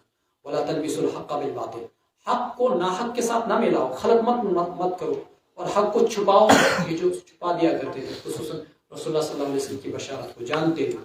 نمازوں کو قائم کرو، وآتوا الزکاۃ اور زکات دو، وارکعوا مع الراکعین، اتأمرون الناس بالبر جب ان کی اپنی پرسنل مجلسیں ہوا کرتی تھی تو پرسنل مجلسوں میں باضابطہ گفتگو چلتی تھی، پیغمبر تو ہے ہی، علامتیں بھی وہی ہیں جو تورات میں موجود ہیں، انجیل میں موجود ہیں، لیکن مسئلہ ہو جائے گا نا اگر ہمیں اس پر ایمان لائے، ہمارا اقتدار ختم، ہماری بادشاہت ختم، ہمارے ہدیے نذرانے ختم، ہماری حکومت ختم، یہ نہیں ہو سکتا۔ یہ بنو اسحاق کے اندر کیوں نہیں آیا؟ بنو اسماعیل کے اندر کیوں آیا؟ یہ بنو اسرائیل میں کیوں نہیں آیا؟ یہ ان مکہ کے لوگوں کے اندر کیوں آیا؟ نہیں مانتے، یعرفونہ کما یعرفون ابناءہم جانتے تھے کہ اللہ کا پیغمبر ہے، اور اس طریقے سے جانتے تھے جیسے کہ ان کو اپنے بیٹے کے بارے میں پتا تھا ہمارا بیٹا ہے، ایسے ہی پتا تھا کہ اللہ کا پیغمبر ہے، لیکن نہیں ماننا کیوں؟ اقتدار کی جنگ، حرص و حوث اور بھوک عہدے کی، پیسے کی، ہمارے ہاتھ سے کرسی چھن جائے گی، جو آج کل آپ دیکھتے ہیں سیاسی اور پولیٹیکل پارٹیوں کے اندر ہوتا رہتا ہے۔ تو اپنی مجلسوں میں اقرار کرتے تھے، اسی کو کہا اتأمرون الناس بالبر لوگوں تو کہتے ہوئے سچے لیکن تنسون انفسکم خود ایمان نہیں لاتے ہو، وانھا لکبیرہ وانتم تتلون الکتاب تم کتاب کو پڑھتے ہو، افلا تعقلون تو پھر کتاب سے مراد یہاں پر یہ تورات ہے، افلا تعقلون سمجھتے کیوں نہیں؟ واستعینوا بالصبر والصلاۃ نماز کے ذریعے سے اور صبر کے ذریعے سے مدد مانگے، وانھا لکبیرۃ الا علی الخاشعین یہ نماز گراں ہوتی ہے مگر جو لوگ خشوع والے ہیں گراں نہیں ہوتی. صبر کے ذریعے سے مدد مانگنا تو آپ جانتے ہیں, استقامت کرے انسان اختیار, ڈٹ جائے انسان پہاڑ کی طرح. اور نماز کے ذریعے سے کیسے مدد مانگے گا؟ دیکھیے نماز کا بہت بڑا اہم پہلو شریعت کے اندر. بارش نہ ہو تو کون سی نماز پڑھیں گے؟ صلاۃ الاستسقاء. سورج گرہن ہو جائے, چاند گرہن ہو جائے, کون سی نماز پڑھیں گے؟ صلاۃ الکسوف. ٹھیک ہے کہ نہیں؟ پریشانی اور مصیبت ہو جائے, کوئی حاجت ہو تو کون سی نماز پڑھیں گے؟ صلاۃ الحاجت. اللہ تعالیٰ سے مشورہ طلب کرنا ہو تو کون سی نماز پڑھیں گے؟ صلاۃ الاستخارہ. گناہوں سے توبہ کرنے ہو تو کون سی نماز پڑھیں گے؟ صلاۃ التوبہ. یہاں تو ہر مسئلے کا حل ہی نماز کے اندر ہے. تو واستعینوا بالصبر والصلاۃ وانها لکبیرۃ الا علی الخاشعین الذین یظنون انهم ملاقو ربهم. جو لوگ یہ گمان کرتے ہیں کہ وہ اپنے رب سے ملنے والے ہیں, وانهم الیہ راجعون, اور وہ اللہ ہی کی طرف لوٹنے والے ہیں. یا بنی اسرائیل اذکروا نعمتی التي انعمت علیکم. اے بنو اسرائیل یاد کرو میرے اس انعام کو جو میں نے تم پر کیا. وانی فضلتکم علی العالمین, اور یہ کہ میں نے تم کو جہاں بھر کے لوگوں پر فضیلت بخشی. واتقوا یوما لا تجزی نفس عن نفس, اور ڈرو اس دن سے جس دن کوئی کسی کی کام نہیں آئے گا. لا تجزی نفس عن نفس, جس دن کوئی کسی کا کام کسی کے کام نہیں آئے گا, بدلہ نہیں چکا پائے گا. ولا يقبل منها شفاعہ, اور اس کی سفارش قبول نہیں کی جائے گی. ولا يؤخذ منها عدل, اور کوئی فدیہ اور معاوضہ نہیں لیا جائے گا.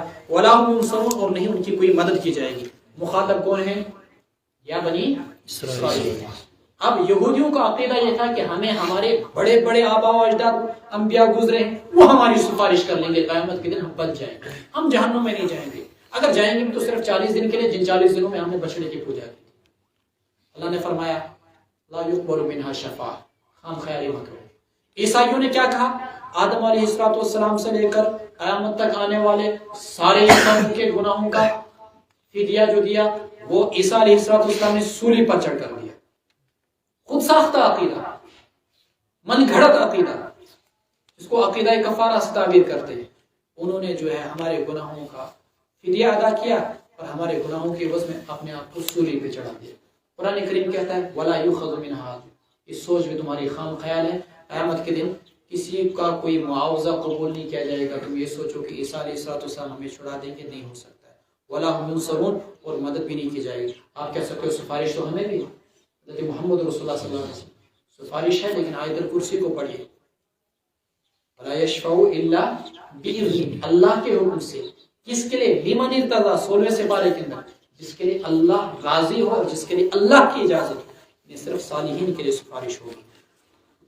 وَإِذْ نَجَّيْنَاكُمْ مِنْ آلِ فِرْعَوْنَ, اور جب ہم نے تم کو بچایا فرعون, آل فرعون سے. یسومونکم سوء العذاب, امام راغب اصفہانی نے لکھا یسومونکم کہ اصلی معنی آتے ہیں الذہاب فی ابتغاء الشیء, بدترین عذاب تمہیں دیا کرتے تھے. یذبحون ابناءکم, تمہارے بیٹوں کو ذبح کرتے تھے. ویستحیون نساءکم, تمہاری عورتوں کو زندہ رکھتے تھے. وفی ذلکم بلاء من ربکم عظیم, اس میں تمہارے لیے بہت بڑی آزمائش تھی. بنو اسرائیل کے اندر ہوا یہ کہ ایک نجومی نے پیشن گوئی کی کہ عنقریب بنو اسرائیل میں ایک بچہ پیدا ہونے والا ہے, اور اس کے پیدا ہوتے ہی فرعون کا اقتدار کا سورج غروب ہو جائے گا. کیا کیا جائے؟ فرعون نے درباریوں سے مشورہ کیا کہ بنو اسرائیل کے اندر جتنے بھی لڑکے ہوں ان کو ذبح کر دیا جائے. ہزاروں بچوں کو ذبح کر دیا گیا. یذبحون ابناء, لیکن لڑکیوں کو زندہ رکھتے تھے تاکہ ان کو باندھی کے طور پر استعمال کر سکیں, تاکہ ان سے خدمت لے سکیں. وَيَسْتَحْيُونَ نِسَاءَ, کتنا ظلم ہے. آج ہم لوگ کبھی کبھی تھرا جاتے ہیں, بھائی فلانی جگہ فلاں مسلمان کو زندہ جلا دیا گیا, فلانی جگہ معاملے کی گئی. تھوڑا بنو اسرائیل سے بھی موازنہ کیجئے, جس کو قرآن کریم نے آپ کے سامنے ماڈل کے طور پر پیش کیا ہے کہ مظلوم قوموں پر کیسے کیسے حالات آتے اور اللہ کی نصرت پھر کیسے آتی. تم 2 واقعات سے گھبرا جاتے ہو. مکہ کے مسلمانوں کو تھوڑے سے, مکہ کے اندر مسلمانوں کو جب ستایا جانے لگا, ایک دن حضرت خباب آئے, اللہ کے رسول اللہ صلی اللہ علیہ وسلم ایسے بیٹھے ہیں. حضرت خباب نے کہا یا رسول اللہ متی نصر اللہ, اللہ کی مدد کیسے آئے گی؟ آپ سیدھے بیٹھ گئے, غضبناک ہو گئے. کہا معمولی سی پریشانی سے تم ڈر گئے؟ تم سے پہلے لوگوں کو آرے سے چیرا گیا, ان کے جسم پر لوہے کی کلیاں چلائی گئی اور ان کے جسم کے گوشت کو نوچا گیا, اور تم ڈر گئے, گھبرا گئے. دیکھیے کیسا ان پر یہ 20 سال تک عذاب آتا رہا. لڑکے پیدا ہوتے ہی ماں کی کوکھ سے چھینے جاتے اور ان کو ذبح کر دیا جاتا. یذبحون ابناءکم, لیکن وہ سب سہتے رہے. فی ذالکم بلاء من ربکم عظیم, بہت بڑی آزمائش تھی تمہارے رب کی جانب سے. وَإِذْ فَرَقْنَا بِكُمُ الْبَحْرَ، پھر کیا ہوا جب ہم نے تمہارے لیے سمندر کو شق کیا. فَأَنْجَيْنَاكُمْ، تمہیں بچایا اور فرعون والوں کو غرق کر دیا اور تم دیکھ رہے تھے.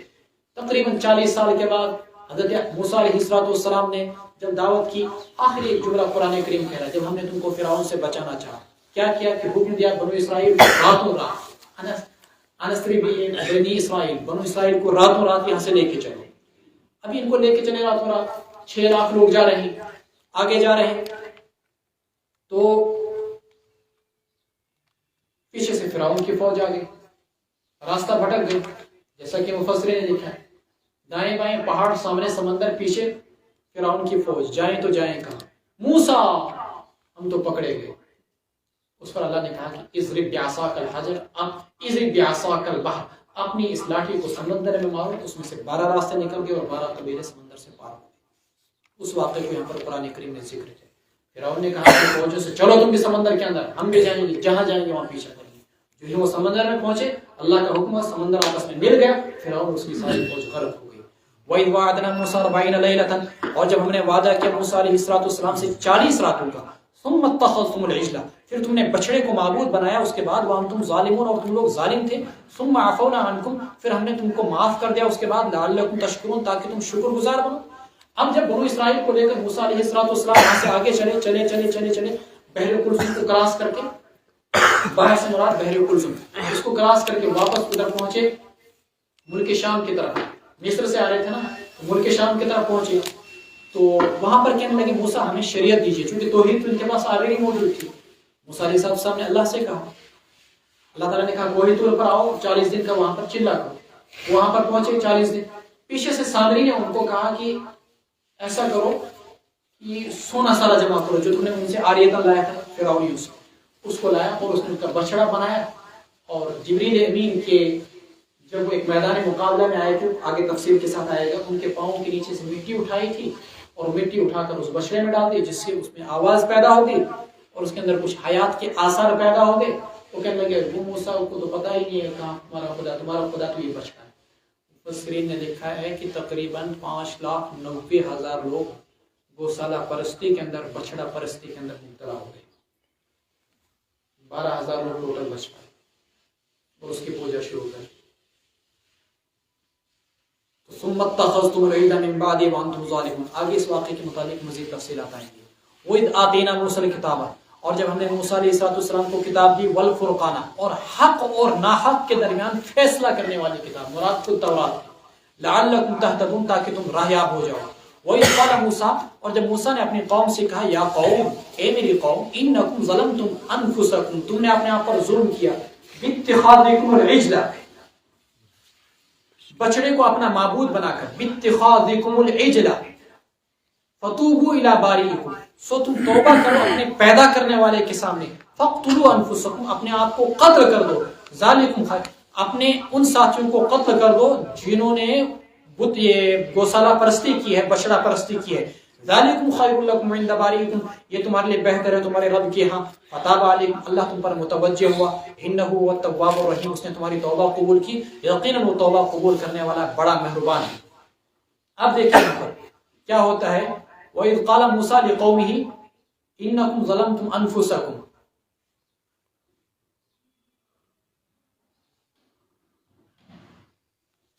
گوسالہ پرستی کی، فتوبوا الی باریکم فاقتلوا انفسکم، ہوا ان کو سزا یہ دی گئی کہ تشو پن پان مارن، جس نے بچڑے کی پوجا کی اور جس نے نہیں کی وہ ان کو قتل کرو جنہوں نے بچڑے کی پرستی.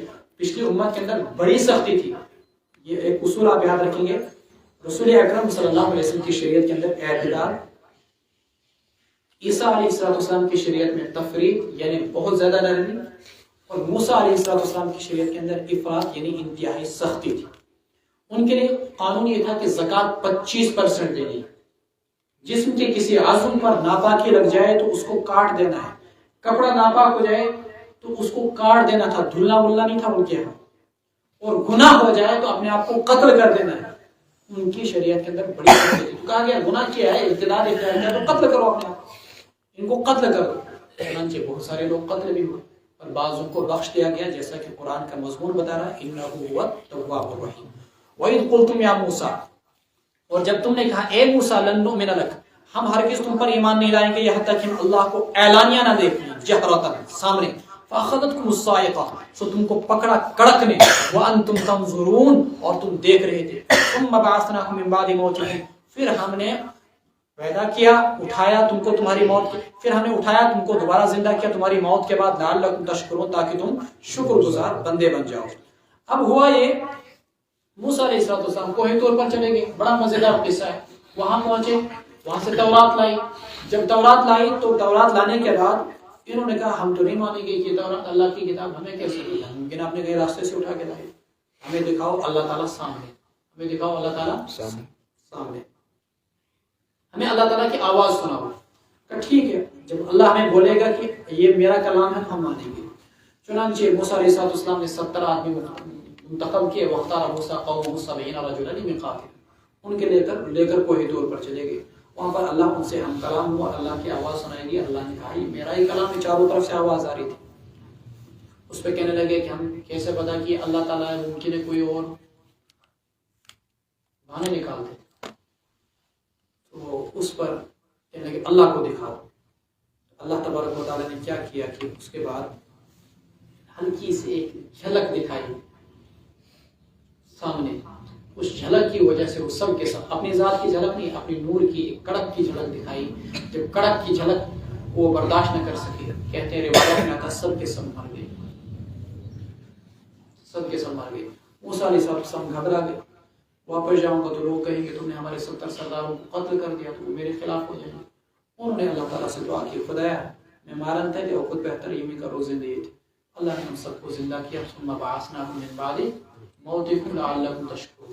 اب پہنچے واپس پہنچنے کے بعد ہونا کیا چاہیے تھا؟ مان لینا چاہیے تھا نا ان کو۔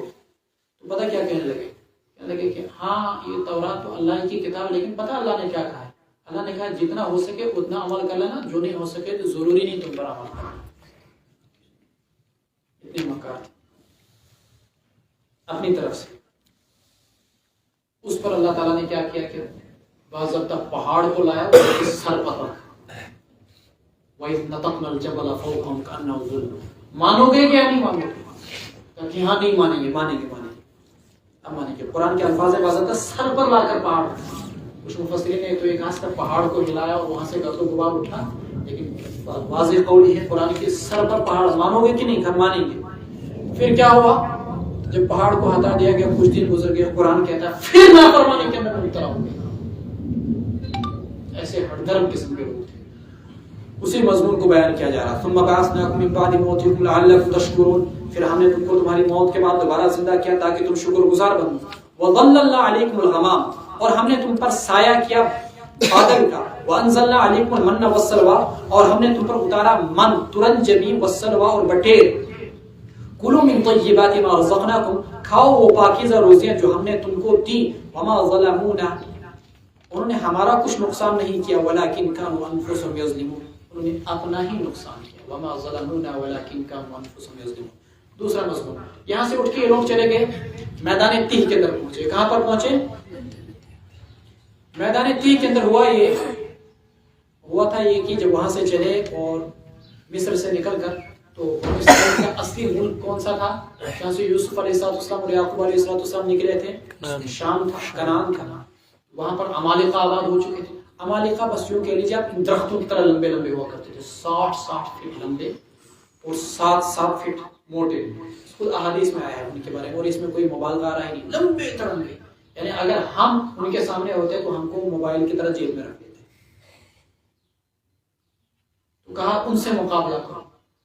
چھٹے سے بارے میں تفصیل آئی کہ اس واقعے کی، انہوں نے کہا ہم تو نہیں لڑیں گے ان کے ساتھ، ہم تو جائیں گے نہیں ادھر۔ اس پر اللہ نے کہا کہ موسیٰ علیہ السلام نے بددعا کی، خدا ان کو یہی سزا دے۔ 40 سال تک ایک میدان میں پڑے رہے، نہ ان کے پاس مکان، نہ ان کے پاس کھانے پینے کا سامان، نہ کچھ۔ اللہ تعالیٰ نے اس نافرمانی کے عالم میں ان پر رحم کیا اور بادل کو مسلسل متعین کیا کہ ان کے سر پر سایہ کرتے رہو ورنہ یہ دھوپ سے جل کر راکھ ہو جائیں گے۔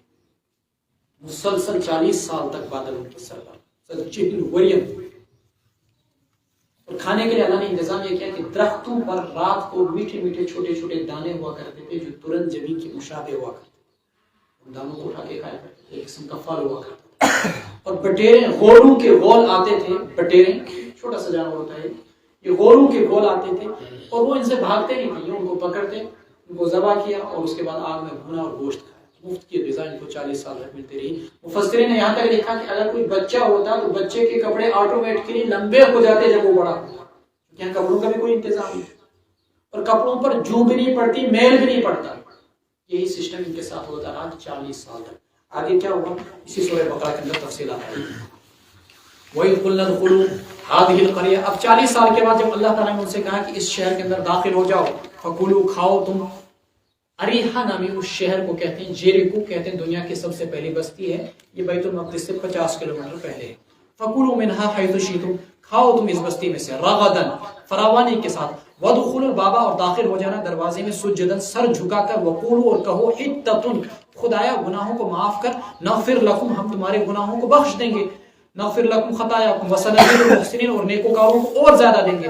فبدل الذین ظلموا قولا، ظالم لوگوں نے بات بدل دی، اس بات کی جگہ اس بات کے علاوہ سے جو ان سے کہی گئی تھی، غیر الذی قیل لہم، اس بات کے علاوہ جو ان سے کہی گئی تھی۔ فانزلنا علی الذین ظلموا، سو اتارا ہم نے ان لوگوں پر عذاب، رجزا من السماء، آسمان سے، بما کانوا یفسقون، اس وجہ سے کہ وہ فسق و فجور کیا کرتے تھے۔ فبدل الذین ظلموا، ان سے کیا کہا گیا تھا جب اس شہر کے اندر داخل ہونا؟ زبان سے کہنا حطۃ، حطۃ کے معنی عربی زبان میں آتے ہیں حطہ یا حطو، کم کرنا، یعنی خدایا ہمارے گناہوں کو معاف کر۔ تو روایت میں آتا ہے تم لکھ دفن حبۃ من شعر، کیا لکھ دفن جعفر صاحب؟ حبۃ من، ایسے گژھِ نہ آسن کنک، ایسے گژھِ آسن مکٲے، ایسے گژھِ آسن گتہٕ، یہ فلانی فسانی، یہ چیزیں ہونی چاہیے۔ حبۃ من شعر، حنطۃ، حنطۃ۔ اور اللہ نے ان کو کہا تھا داخل ہونا کیسے؟ سجداً، جھک کر، عاجزی کے ساتھ، وہ ایسے داخل ہوئے اس طریقے سے، ٹانگیں آگے کے پھیلا، ایسی درد قسم کی مخلوق تھی، عجیب و غریب قسم کے لوگ۔ تو اللہ نے ان پر رجزن، طاعون کی بیماری اتاری، رجزن من السماء، طاعون کی بیماری، اور اس میں ہزاروں لوگ مر گئے ان کی سرکشی کی وجہ سے۔ وَإِذِ اسْتَسْقَىٰ مُوسَىٰ لِقَوْمِهِ، اور جب موسیٰ علیہ السلام، اب اسی میدان تھی کہ ایک اور واقعہ، وہاں پہنچے تو پانی نہیں، اب کیا کریں؟ اور آپ جانتے ہیں کہ غربت بڑے بڑے لوگوں کی وسعت ظرفی کو مٹا کے رکھ دیتی ہے۔ اللہ سے، فقر سے، غربت سے پناہ مانگو۔ ہندوستان میں واحد 2 ریاستیں ایسی ہیں جو اللہ نے خود کفیل کسی حد تک بنائی ہیں، کیرلا کی ریاست ہے، ایک یہاں کا مسلمان خود کفیل، اور ایک ہماری جموں کشمیر کی۔ جو لوگ مانگتے ہیں وہ عادتاً مانگتے ہیں، ضرورتاً نہیں مانگتے ہیں، لیکن یہ 2 ریاستیں خود کفیل۔ غربت انسان کو بہت گرا دیتی ہے، چھوٹی چھوٹی چیزوں پر لڑائی، بستر پہ لڑائی، پانی پہ لڑائی، کھانے پہ لڑائی۔ یہ تو ہمارے یہاں اسکولوں میں، مدرسوں میں دیکھا جاتا ہے، بچے آپس میں لڑتے ہیں، کبھی چپل پہ، کبھی گلاس پہ، کبھی اس پہ۔ تو وہاں پر تو باضابطہ 6 لاکھ لوگ تھے۔ اب کیا کیا جائے؟ موسیٰ علیہ السلام کو اللہ نے حکم دیا، اللہ سے دعا مانگی، اللہ نے کہا فلانی چٹان کو، فلانے پتھر کو مارو، پتھر کو مارا تو اس سے 12 چشمے پھوٹ پڑے۔ دیکھیے وَإِذِ اسْتَسْقَىٰ مُوسَىٰ لِقَوْمِهِ، 12 قبیلوں کے لیے 12 چشمے۔ اور جب موسیٰ علیہ السلام نے مانگا اپنی قوم کے لیے اللہ سے پانی، فَقُلْنَا اضْرِبْ، ہم نے کہا مار تو، بِعَصَاكَ الْحَجَرَ، اپنے عصا سے پتھر کو، فَانْفَجَرَتْ مِنْهُ اثْنَتَا عَشْرَةَ عَيْنًا، پھوٹ پڑے اس سے 12 چشمے۔ قَدْ عَلِمَ كُلُّ أُنَاسٍ مَشْرَبَهُمْ، سارے لوگوں نے معلوم کر لی اپنے اپنے پانی پینے کی جگہ۔ کلو، کھاؤ اور پیو من رزق اللہ، اللہ کی روزی سے۔ وَلَا تَعْثَوْا فِي الْأَرْضِ مُفْسِدِينَ، اور زمین میں نہ دندناتے پھرو، فساد مچاتے ہوئے۔ بنو اسرائیل سے خدای ذات ٹیٹ یا امت محمدیہ، اس امت کو کہا گیا خیر امت کنتم خیر امت اخرجت للناس، ٹھیک ہے؟ ان کو کیا کہا گیا؟ ابھی آپ نے پڑھا المغضوب علیہم کہا گیا کہ نہیں، جن پر خدا کا غضب بھی نازل ہوا اور جو گمراہ بھی ہوئے، وہ ظالمین اور مغضوب، اور ہم خیر امت۔ اگر اللہ تبارک و تعالیٰ بنو اسرائیل کے لیے پتھر سے چشمے نکال سکتے ہیں، کیا امت محمدیہ کی اس دور ظلمت کے اندر، اس دور ظلم کے اندر مدد نہیں کر سکتے ہیں؟ اگر اللہ سے مانگے، یقین کی کمی ہے، توکل کی کمی، اللہ کی قسم وہی اللہ آج موجود ہے، اور ہم بنو اسرائیل سے زیادہ اللہ تبارک و تعالیٰ کی پیاری امت، پیارے پیغمبر کی ہے، لیکن مسئلہ کیا ہے؟ یقین کا فقدان، اللہ تبارک و تعالیٰ پر توکل کی کمی۔ وَإِذْ قُلْتُمْ يَا مُوسَىٰ، یا ہمارے کتنے بچے ہوتے ہیں بے روزگار؟ کیا اگر اللہ بنو اسرائیل کے پتھر سے پھاڑ کر چشمے نکال سکتا ہے، اللہ تعالیٰ ہمارے بچوں کو ہمارے حلال روزگار نہیں دے سکتا ہے؟ ہمارے بچوں کو اللہ تبارک و تعالیٰ تجارت کے ذریعے سے روزگار نہیں دے سکتا ہے؟ یقینی بات ہے، لیکن مانگنے کی کمی ہے۔ وَإِذْ قُلْتُمْ يَا مُوسَىٰ، اور جب تم نے کہا اے موسیٰ، اسی میدان میں رہتے رہتے ہم نہیں اکتفا کریں گے ایک ہی کھانے پر، فَادْعُ لَنَا، آپ ہمارے دعا کیجئے، رَبَّكَ، اپنے رب سے، یخرج لنا، کہ ہمارے لیے نکالے، پیدا کرے، مما تنبت الارض، وہ چیزیں جو زمین اگاتی ہے، من بقلیہا، ساگ ترکاری، وقصائہا، ککڑی، وفومہا، اور گھیوں، وعدسیہا، اور مسور دال، وبصلیہا، اور پیاز۔ یہ ماز واز کھموئے نے اس میں عجیب لوگ تھے۔ اللہ گوشت کھلا رہا تھا، کہہ رہے ہمیں گوشت نہیں چاہیے۔ اللہ آسمان سے میٹھا ترنت جبین سب سے بہترین پھل کھلا رہا تھا، کہنا ہمیں پیاز چاہیے، ہمیں ککڑی چاہیے، ہمیں گھیوں چاہیے، اور بصل چاہیے، اور اسی طریقے سے بقلیہ ساگ چاہیے، عدس دال چاہیے۔ قال اتستبدلون الذی، موسیٰ علیہ السلام نے کہا کیا تم عوض میں چاہتے ہو وہ چیز ہو، الذی و ادنا، جو کم تر ہے، بالذی ہوا خیر، اس چیز کے مقابلے میں جو بہتر ہے، اہبطوا مصر، چلو اترو جاؤ اس شہر کے اندر جو قریبی شہر ہے، فإن لکم ما سألتم، تمہارے لیے وہ چیز ہے وہاں پر جو تم مانگو گے۔ لیکن وہاں جاتے ہوئے کیا کیا انہوں نے، وہ اپنے اوپر پڑھ لیا۔ وضربت علیہم الذلہ، ان پر ذلت مسلط کر دی گئی، والمسکنہ، اور پستی۔ اس کا ترجمہ غربت سے مت کیجیے آپ، تو آپ یہودیوں سے زیادہ امیر کوئی نہیں ہوگا دنیا کے اندر، لیکن غربت کی وجہ سے جس قوم کے اندر دناعت آ جاتی ہے، پستی آ جاتی ہے، وہ چاہے چاند پہ چڑھ جائے، اس کی وہ پستی اور اس کی دناعت، اس کی وہ کمینگی کبھی نہیں جاتی، اس کی جو ذہنی لحاظ سے وہ گھٹیا ترین بن جاتا ہے، اپنی سوچ کے لحاظ سے، کھورستل نظر، وہ پھر اس کی کبھی زائل نہیں ہوتی ہے۔ یہ چیزیں ان پر مسلط کر دی گئی۔ وباءوا بغضب من اللہ، اور وہ اللہ کے غضب کے مستحق ٹھہرے۔ ذلک بانہم کانوا یکفرون بآیات اللہ، اس وجہ سے کہ وہ اللہ کی آیات کا انکار کرتے ہیں، پیغمبروں کو قتل کرتے ہیں ناحق۔ ذلک بما عصوا وکانوا یعتدون، ایک ایک دن کے اندر انہوں نے 170 بزرگوں کو قتل کیا اور 40 انبیاء کو قتل کیا۔ یہ ظالم ہے۔ ذالک بما عصوا، اس وجہ سے کہ انہوں نے نافرمانی کی، وکانوا یعتدون، اور یہ حد تجاوزی کرتے تھے۔ ان الذین آمنوا والذین ہادوا، بلا شبہ جو لوگ جنہوں نے ایمان لایا، والذین ہادوا، اور جو یہودی ہوئے، والنصارى، اور نصارى، والصابئین، اور صابئین، من آمن باللہ والیوم الآخر، جو بھی ایمان لائے گا اللہ پر اور آخرت کے دن پر، وعمل صالحا، اور نیک اعمال کرے گا، فلہم اجرہم عند ربہم، ان کے لیے اجر ہوگا ان کے رب کے ہاں، ولا خوف علیہم، اور نہیں کوئی ڈر ہوگا، ولا ہم یحزنون، اور نہیں وہ رنجیدہ ہوں گے۔ وَإِذْ أَخَذْنَا مِيثَاقَكُمْ، یہ مطلق ایک اعلان ہے، جیسے کوئی بادشاہ اعلان کرتا ہے کہ بھائی ہمارا یہ رول ہے، خواہ ہمارا مطیع ہو کوئی یا ہمارا اپنا ہو یا غیر، سب کو اس رول کو فالو کرنا ہوگا۔ یہی فرمایا گیا، مسلمان ہوں، یہودی ہوں، نصارہ ہوں، صابئین ہوں۔ صابئین کسے کہتے ہیں؟ صابئین ان لوگوں کو کہتے تھے جو رسول اکرم صلی اللہ علیہ وسلم کے زمانے میں کسی بھی پیغمبر پر ایمان رکھتے تھے۔ ایک تشریح یہ بھی کی گئی جو ستاروں کو مانتے ہیں، لیکن وہ یہاں پر بیٹھتی نہیں ہے، بلکہ صابئین سے مراد یہاں پر وہ لوگ ہیں جو کسی بھی پیغمبر کو مانتے تھے۔ تو جو بھی نیک اعمال کرے گا وہ جنت، اس کے لیے ہمارے یہاں ثواب، جو نیک اعمال نہیں کرے گا خواہ وہ کچھ بھی ہو وہ بربادی ہوگا۔ لیکن نیک اعمال کی قبولیت کی پہلی شرط کیا ہے؟ ایمان برسالت محمد رسول اللہ صلی اللہ علیہ وسلم۔ وَإِذْ أَخَذْنَا مِيثَاقَكُمْ، اور جب ہم نے تم سے عہد لیا تھا کہ تم تورات پر ایمان لاؤ گے، مانو گے اس کو، وَرَفَعْنَا، اور ہم نے تمہارے اوپر اونچا کیا طور کو، خُذُوا، پکڑو تم، مَا آتَيْنَاكُمْ، جو کچھ ہم نے تمہیں دیا، بِقُوَّةٍ، مضبوطی کے ساتھ، وَاذْكُرُوا مَا فِيهِ، اور جو کچھ اس کے اندر احکامات ہیں ان کو یاد کرو، لعلکم تتقون، تاکہ تم پرہیزگار بن جاؤ۔ ثم تولیتم من بعد ذلک، پھر اس کے بعد تم نے روگردانی اختیار کی۔ فلولا فضل اللہ علیکم ورحمتہ، پس اگر تم پر اللہ کا فضل اور اس کی رحمت نہ ہو، لکنتم من الخاسرین، تو تم کن لوگوں میں سے ہو جاؤ گے؟ خاسرین میں سے۔ وَلَقَدْ عَلِمْتُمُ الَّذِينَ اعْتَدَوْا مِنْكُمْ فِي السَّبْتِ، صرف یہ رکوع پورا کرتے ہیں، باقی انشاءاللہ بعد میں ظہر کے بعد۔ وَلَقَدْ عَلِمْتُمُ الَّذِينَ اعْتَدَوْا مِنْكُمْ فِي السَّبْتِ، تمہیں معلوم ہے ان لوگوں کے بارے میں جنہوں نے سنیچر کے سلسلے میں زیادتی کی، فَقُلْنَا لَهُمْ، ہم نے ان سے کہا، كُونُوا قِرَدَةً، ہو جاؤ تم بندر ذلیل و رسوا، فَجَعَلْنَاهَا، ہم نے ان کو بنایا نکالن، عبرت کا سامان، لما بینہا، ان لوگوں کے لیے جو ان سے پہلے تھے، وما خلفہا، اور جو ان کے بعد تھے، وموعظۃ، اور نصیحت کا سامان، للمتقین، ڈرنے والوں کے لیے۔ ایلا نامی ایک بستی تھی، یہاں یہودی آباد تھا، ان کو سختی کے ساتھ حکم دیا گیا تھا کہ تمہیں سنیچر کے دن شکار نہیں کرنا ہے۔ اللہ تعالیٰ کی مرضی، جیسے چاہے اللہ کسی کو آزمائے۔ تو ہوتا یہ تھا کہ ان کی بستی کے پاس جو تالاب تھا یا جو دریا تھا یا جو سمندر تھا، ہفتے کے باقی 6 دنوں میں وہاں مچھلیاں کم آیا کرتی تھی، اور سنیچر کے دن مچھلیوں کی اتنی بھرمار ہوا کرتی تھی کہ بس ہاتھ میں پکڑو تو مچھلی۔ اللہ نے سختی کے ساتھ منع کیا تھا کہ تمہیں مچھلی کا شکار نہیں کرنا ہے، اور جو شکار کرے گا تو اس کی سزا قتل کی حد تک تھی، اتنا بڑا جرم تھا۔ آپ کہیں گے مچھلی کا شکار کرنا ہمارے لیے حلال، ان کے لیے حرام؟ بھئی اسی کا نام تو ایمان ہے کہ خدا نے جو حکم دیا میں آنکھیں بند کر کے اس کو مانتا ہوں، مجھے وجہ سمجھ میں آئے گی، سبحان اللہ میرے ایمان کے اندر اضافہ ہوگا۔ اگر مجھے شریعت کی کسی حکم کی وجہ، کاز، علت سمجھ میں نہیں آتی ہے کہ اس کے پیچھے کیا سبب ہے، میں اللہ کے حکم کو آنکھیں بند کر کے مانوں گا اللہ نے کیوں یہ حکم دیا، مجھے اس کے پیچھے پڑنے کی ضرورت نہیں ہے۔ ظہر میں 4 رکعتیں کیوں فرض، عصر میں 4 کیوں فرض، مغرب میں 3 کیوں، فجر میں 2 کیوں؟ بھائی مجھے اس سے واسطہ نہیں، میرے اللہ کا حکم ہے، بس اللہ نے کہا میں مانتا ہوں۔ میرا نام ہی الذین یؤمنون، جو مانتے ہیں۔ اب چاہے مجھے سمجھ میں آئے یا نہ آئے، مجھے خدا کے حکم کو ماننا۔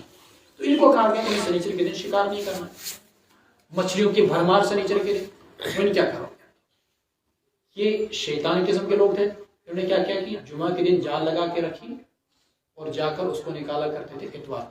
ہم نے کہا سنیچر کے دن مچھلیاں، یہ کہا، یا ایسے جیسے جمعہ کے دن سنیچر کے دن جا کے مچھلیاں آئیں تو تالاب سا بنایا، مچھلیاں آگے تک آتی تھی تو اچانک وہ باندھ کے پانی کا راستہ بند کر دیتے تھے، جس سے مچھلیاں ادھر پھنس جاتی تھی، پھر جا کے اتوار کو پکڑتے تھے۔ شریعت کے حکم کو توڑنے کے لیے ایسے ہیلے اختیار کرنا جس سے کسی شریعت کے حکم کا توڑنا لازم آئے، یہ اس کام کے نہ کرنے سے بھی بہت بڑا گناہ ہے۔ مثال کے طور پر ایک مثال دیتا ہوں، زکوٰۃ ہم سب پر فرض ہے، لیکن شرط کیا ہے؟ حولان حول، 1 سال کا گزر جائے۔ کوئی شخص 11 مہینوں کے بعد اپنا سونا اٹھا کر بیوی جو اپنے شوہر کو دے دے، بولے کہ مجھے تو سال گزرا نہیں، یہ تیرے پاس ہے، پھر جو ہے شوہر کے پاس 11 مہینے ہو جائیں وہ بیوی کو دے دے، حولان حول کی شرط پائے گی؟ نہیں پائے گی۔ زکوٰۃ فرض ہوئی ظاہر نہیں، لیکن یہ جو ہیلا وہ اختیار کر رہا ہے، یہ شریعت کے حکم کو توڑنے کے لیے اختیار کر رہا ہے، یہ زکوٰۃ نہ دینے سے بھی بہت بڑا گناہ ہے۔ زکوٰۃ نہ دینا کم گناہ ہے، یہ ہیلا اختیار کرنا ہے اس سے بھی بڑا گناہ ہے۔ لیکن کچھ ہیلے جائز ہیں جن کی شریعت میں اجازت دی گئی، قرآن کریم میں آگے مواقع کروائے ہیں، اس کی وجہ سے اللہ کا ان پر عذاب آیا، اللہ نے ان سب کو بندر بنا دیا۔ بعض روایت میں آتا ہے کہ ان کے علماء کو خنزیر بنایا، علماء جاننے کے باوجود غلطیاں کرتے ہیں، ہمیں اس کے بارے میں اس کی مزید تفصیل آئے گی اس کے بارے میں بھی، لیکن عوام اللہ تعالیٰ نے بندر بنا دیا، ان کی شکلیں مس کر دی۔ اللہ قادر ہے، جس نے ہماری شکلیں ایسی بنا دی وہ اللہ شکل مس کر کے بندر بھی بنا سکتا ہے۔ شاہ ولی اللہ محدث دہلوی فرماتے ہیں کہ 3 دن کے بعد پھر انسان کی موت آ گئی، اور جب صبح اٹھے تھے تو ایک دوسرے کو پہچانتے تھے، لیکن صرف روتے تھے، کرتے کچھ نہیں۔ اب کچھ لوگ یہ کہتے ہیں یہ موجودہ بندر انہی کی نسل سے ہیں، ایسا کچھ نہیں، نہ اس پر کوئی روایت دلالت کرتی نہ کچھ، اور یہ وہی والا نظریہ ہو گیا جو جاہلوں نے نظریہ پیش کیا کہ بندر ترقی کرتے کرتے انسان بن گیا، تو ہم کیا کہیں گے انسان کا بندر بن گیا، اتنا بھی نہیں۔ وَإِذْ قَالَ مُوسَىٰ لِقَوْمِهِ، اگلا واقعہ، موسیٰ علیہ السلام نے اپنی قوم سے کہا ان اللہ یأمرکم ان تذبحوا بقرۃ، ایک شخص کا قتل ہو گیا تھا تو بنو اسرائیل چاہتے تھے اس کا قاتل معلوم ہو جائے، قاتل کا پتہ ہی نہیں چل رہا تھا، چھان بین ہوئی، ادھر ادھر بہت چھان بین ہوئی کس نے قتل کیا۔ فائنلی موسیٰ علیہ السلام نے اللہ تعالیٰ سے دعا مانگی، تو اللہ تعالیٰ نے کہا کہ ایسا کرو ایک گائے ذبح کرو، اور گائے ذبح کرنے کے بعد اس کا گوشت اس کے جسم کے ساتھ لگاؤ، مقتول کے جسم کے ساتھ، جس شخص کو قتل کیا گیا اس کے جسم کے ساتھ لگاؤ، جو ہی اس گائے کا گوشت اس کے جسم کو لگے گا یہ زندہ ہو کر بولے گا اپنے قاتل کا نام۔ ٹھیک ہے، آسان تھا، گائے ذبح کر دیتے۔ اب یہ ٹوہ میں لگ گئی کہ وہ گائے کیسی ہونی چاہیے، اس کی ایج کتنی ہونی چاہیے، رنگ کیسا ہونا چاہیے، ہل جوتنے والی ہونی چاہیے اور پوشی کرنے والی ہونی چاہیے، کیا نہیں ہونی چاہیے۔ دیکھیے پھر کیا ہوتا ہے۔ وَإِذْ قَالَ مُوسَىٰ لِقَوْمِهِ، اور جب موسیٰ علیہ السلام نے اپنی قوم سے کہا ان اللہ یأمرکم، اللہ تمہیں حکم دیتا ہے کہ تم گائے کو ذبح کرو، قالوا تتخذونہ ہزوا، کہنے لگے کیا آپ ہمارا مذاق بنا رہے ہیں، قال اعوذ باللہ ان اکون من الجاہلین، انہوں نے کہا میں پناہ مانگتا ہوں اس بات سے کہ بن جاؤں میں جاہلوں میں سے۔ قالوا ادع لنا ربک یبین لنا، انہوں نے کہا کہ آپ ہمارے لیے اپنے رب سے دعا کیجئے کہ اللہ ہمارے سامنے بیان کرے ما ہی، وہ گائے کیسی ہونی چاہیے، یعنی جوان یا بوڑھی۔ قال انه یقول، موسیٰ علیہ السلام نے کہا اللہ کہتے ہیں انہا بقرۃ لا فارض، وہ گائے ایسی ہونی چاہیے لا فارض ولا بکر، نہ تو بوڑھی ولا بکر اور نہ ہی جوان، کنواری، اوان بین ذلک، اس کے درمیان، بالکل کنواری چھوٹی بھی نہیں، لا فارض بوڑھی بھی نہیں۔ ففعلوا، بس کر گزرو ما تؤمرون، جس چیز کا تمہیں حکم دیا گیا۔ لیکن وہ کہاں وہ کرنا ہی نہیں جاتے تھے، اس لیے وہ ایسا بہانہ ڈھونڈتے تھے اللہ کو ایسی گائے کہیں جو گائے کہیں ملے ہی نہیں۔ دیکھیے پھر کیا کہتے ہیں، قالوا لنا ربک یبین لنا، کہتے ہیں آپ اپنے رب سے دعا کیجئے یبین لنا، ہمیں بیان کرے ما لونھا، اس کا کلر کیسا ہونا چاہیے، رنگ کیسا ہونا چاہیے۔ قال انه یقول، تو کہا کہ اللہ فرماتے ہیں کہ وہ گائے جو ہونی چاہیے صفراء زرد فاقع گہری زرد، لونھا تسر الناظرین، کہ اس کا رنگ دیکھنے والوں کو خوش کر دے، اتنی خوبصورت ہونی چاہیے اور زرد ہونی چاہیے، کیونکہ جو جس بچڑے کی انہوں نے پوجا کی تھی وہ سونے کا تھا، تو اس کا رنگ کون سا تھا؟ زرد۔ اب ان کو کہا گیا کہ گائے کو ذبح کرو، کیوں؟ تاکہ جو تمہاری دلوں میں بچڑے کی عقیدت بیٹھ گئی ہے وہ گائے کو ذبح کر کے نکل جائے، یہ بھی اس کے پیچھے ایک مقصد تھا۔ قالوا لنا ربک یبین لنا، انہوں نے کہا کہ آپ ہمارے لیے دعا کیجئے اپنے رب سے، یبین لنا، کہ وہ ہمارے سامنے بیان کرے ما ہی، کہ اس گائے کی صفات کیا ہونی چاہیے۔ ان البقرہ تشابہ علینا، وہ گائے ہم پر متشابہ ہو گئی ہے، وَإِنَّا إِن شاء اللَّهُ لَمُهْتَدُونَ، اور انشاءاللہ ہم اس کو پا کر ہی رہیں گے۔ قال انه يقول، تو موسیٰ علیہ السلام نے کہا اللہ کہتے ہیں انها بقرۃ لا ذلول، پھر دعا کی اللہ تعالیٰ سے بار بار، اللہ نے کہا چلو ایسی چلو ایسی، پھر دعا کی، پھر اللہ نے کہا ایسی، تو کہا انها بقرۃ، وہ گائے ایسی ہونی چاہیے لا ذلول، کہ وہ کام کرنے والی نہ ہو، تثیر الارض، زمین نہ جوتتی ہو، ولا تسقی الحرث، اور نہیں وہ آب پاشی کا کام کرتی ہو جیسے بیل کرتے ہیں، مسلمۃ، صحیح سالم ہونی چاہیے، لا شیۃ فیہا، اس میں کوئی عیب نہیں ہونا چاہیے، کوئی داغ نہیں ہونا چاہیے۔ قالوا الآن جئت بالحق، تو کہنے لگے اب تم نے وہ لایا، سچی بات بیان کی، فذبحوها، تو انہوں نے اس گائے کو ذبح کیا، وہ ایسا کرنے والے نہیں تھے، لیکن اس بار کیوں وہ مقصود تک پہنچ گئے، اس لیے کہ اوپر انہوں نے انشاءاللہ کہا تھا۔ پھر ایک یتیم بچہ تھا جس کو اس کی ماں نے دعا کی تھی بہت زیادہ، اس کے باپ نے بھی دعا کی تھی، ماں اور دعاؤں کی برکت سے وہ پورے ملک میں ان کے پاس ان صفات کی حامل ایک گائے مل پائی۔ اس نے کہا کہ میں یہ گائے دوں گا، لیکن اس کے لیے شرط یہ ہے کہ اس کی کھال بھر کر تم کو سونا دینا پڑے گا۔ ان اسرائیل مجبور تھے، انہیں وہ کھال بھر کر سونا دیا، اس کے نتیجے میں اس نے وہ گائے دی، انہیں ذبح کی، ذبح کرنے کے بعد اس کا گوشت اس مقتول کے جسم سے لگایا گیا، مقتول فوراً زندہ ہو گیا، اور اس نے اپنا نام، اپنے قاتل کا نام بتایا جو غالباً اس کا چچا زاد بھائی تھا۔ فذبحوها وما كانوا يفعلون، انہوں نے اس کو ذبح کیا، وہ ایسا کرنے والے نہیں تھے۔ وَإِذْ قَتَلْتُمْ نَفْسًا، یہ اسی سے متعلق ہے، وَإِذْ قَتَلْتُمْ نَفْسًا، اور جب تم نے ایک آدمی کو قتل کر ڈالا، فَادَّارَأْتُمْ فِيهَا، تم اس کا الزام ایک دوسرے پر ڈالنے لگے، وَاللَّهُ مُخْرِجٌ مَا كُنتُمْ تَكْتُمُونَ، اللہ ظاہر کرنے والے تھے جو کچھ تم چھپا رہے تھے۔ فَقُلْنَا اضْرِبُوهُ، ہم نے کہا مارو تم، وہ اس مقتول کو، ببعض یعنی اس گائے کے گوشت کے کسی حصے سے، كَذَلِكَ يُحْيِي اللَّهُ الْمَوْتَى، ایسے اللہ مردوں کو زندہ کرے گا، وَيُرِيكُمْ آيَاتِهِ، اور اللہ تمہیں اپنی نشانیاں دکھاتا ہے، لَعَلَّكُمْ تَعْقِلُونَ، تاکہ تم سمجھ سکو۔ صدق اللہ العلی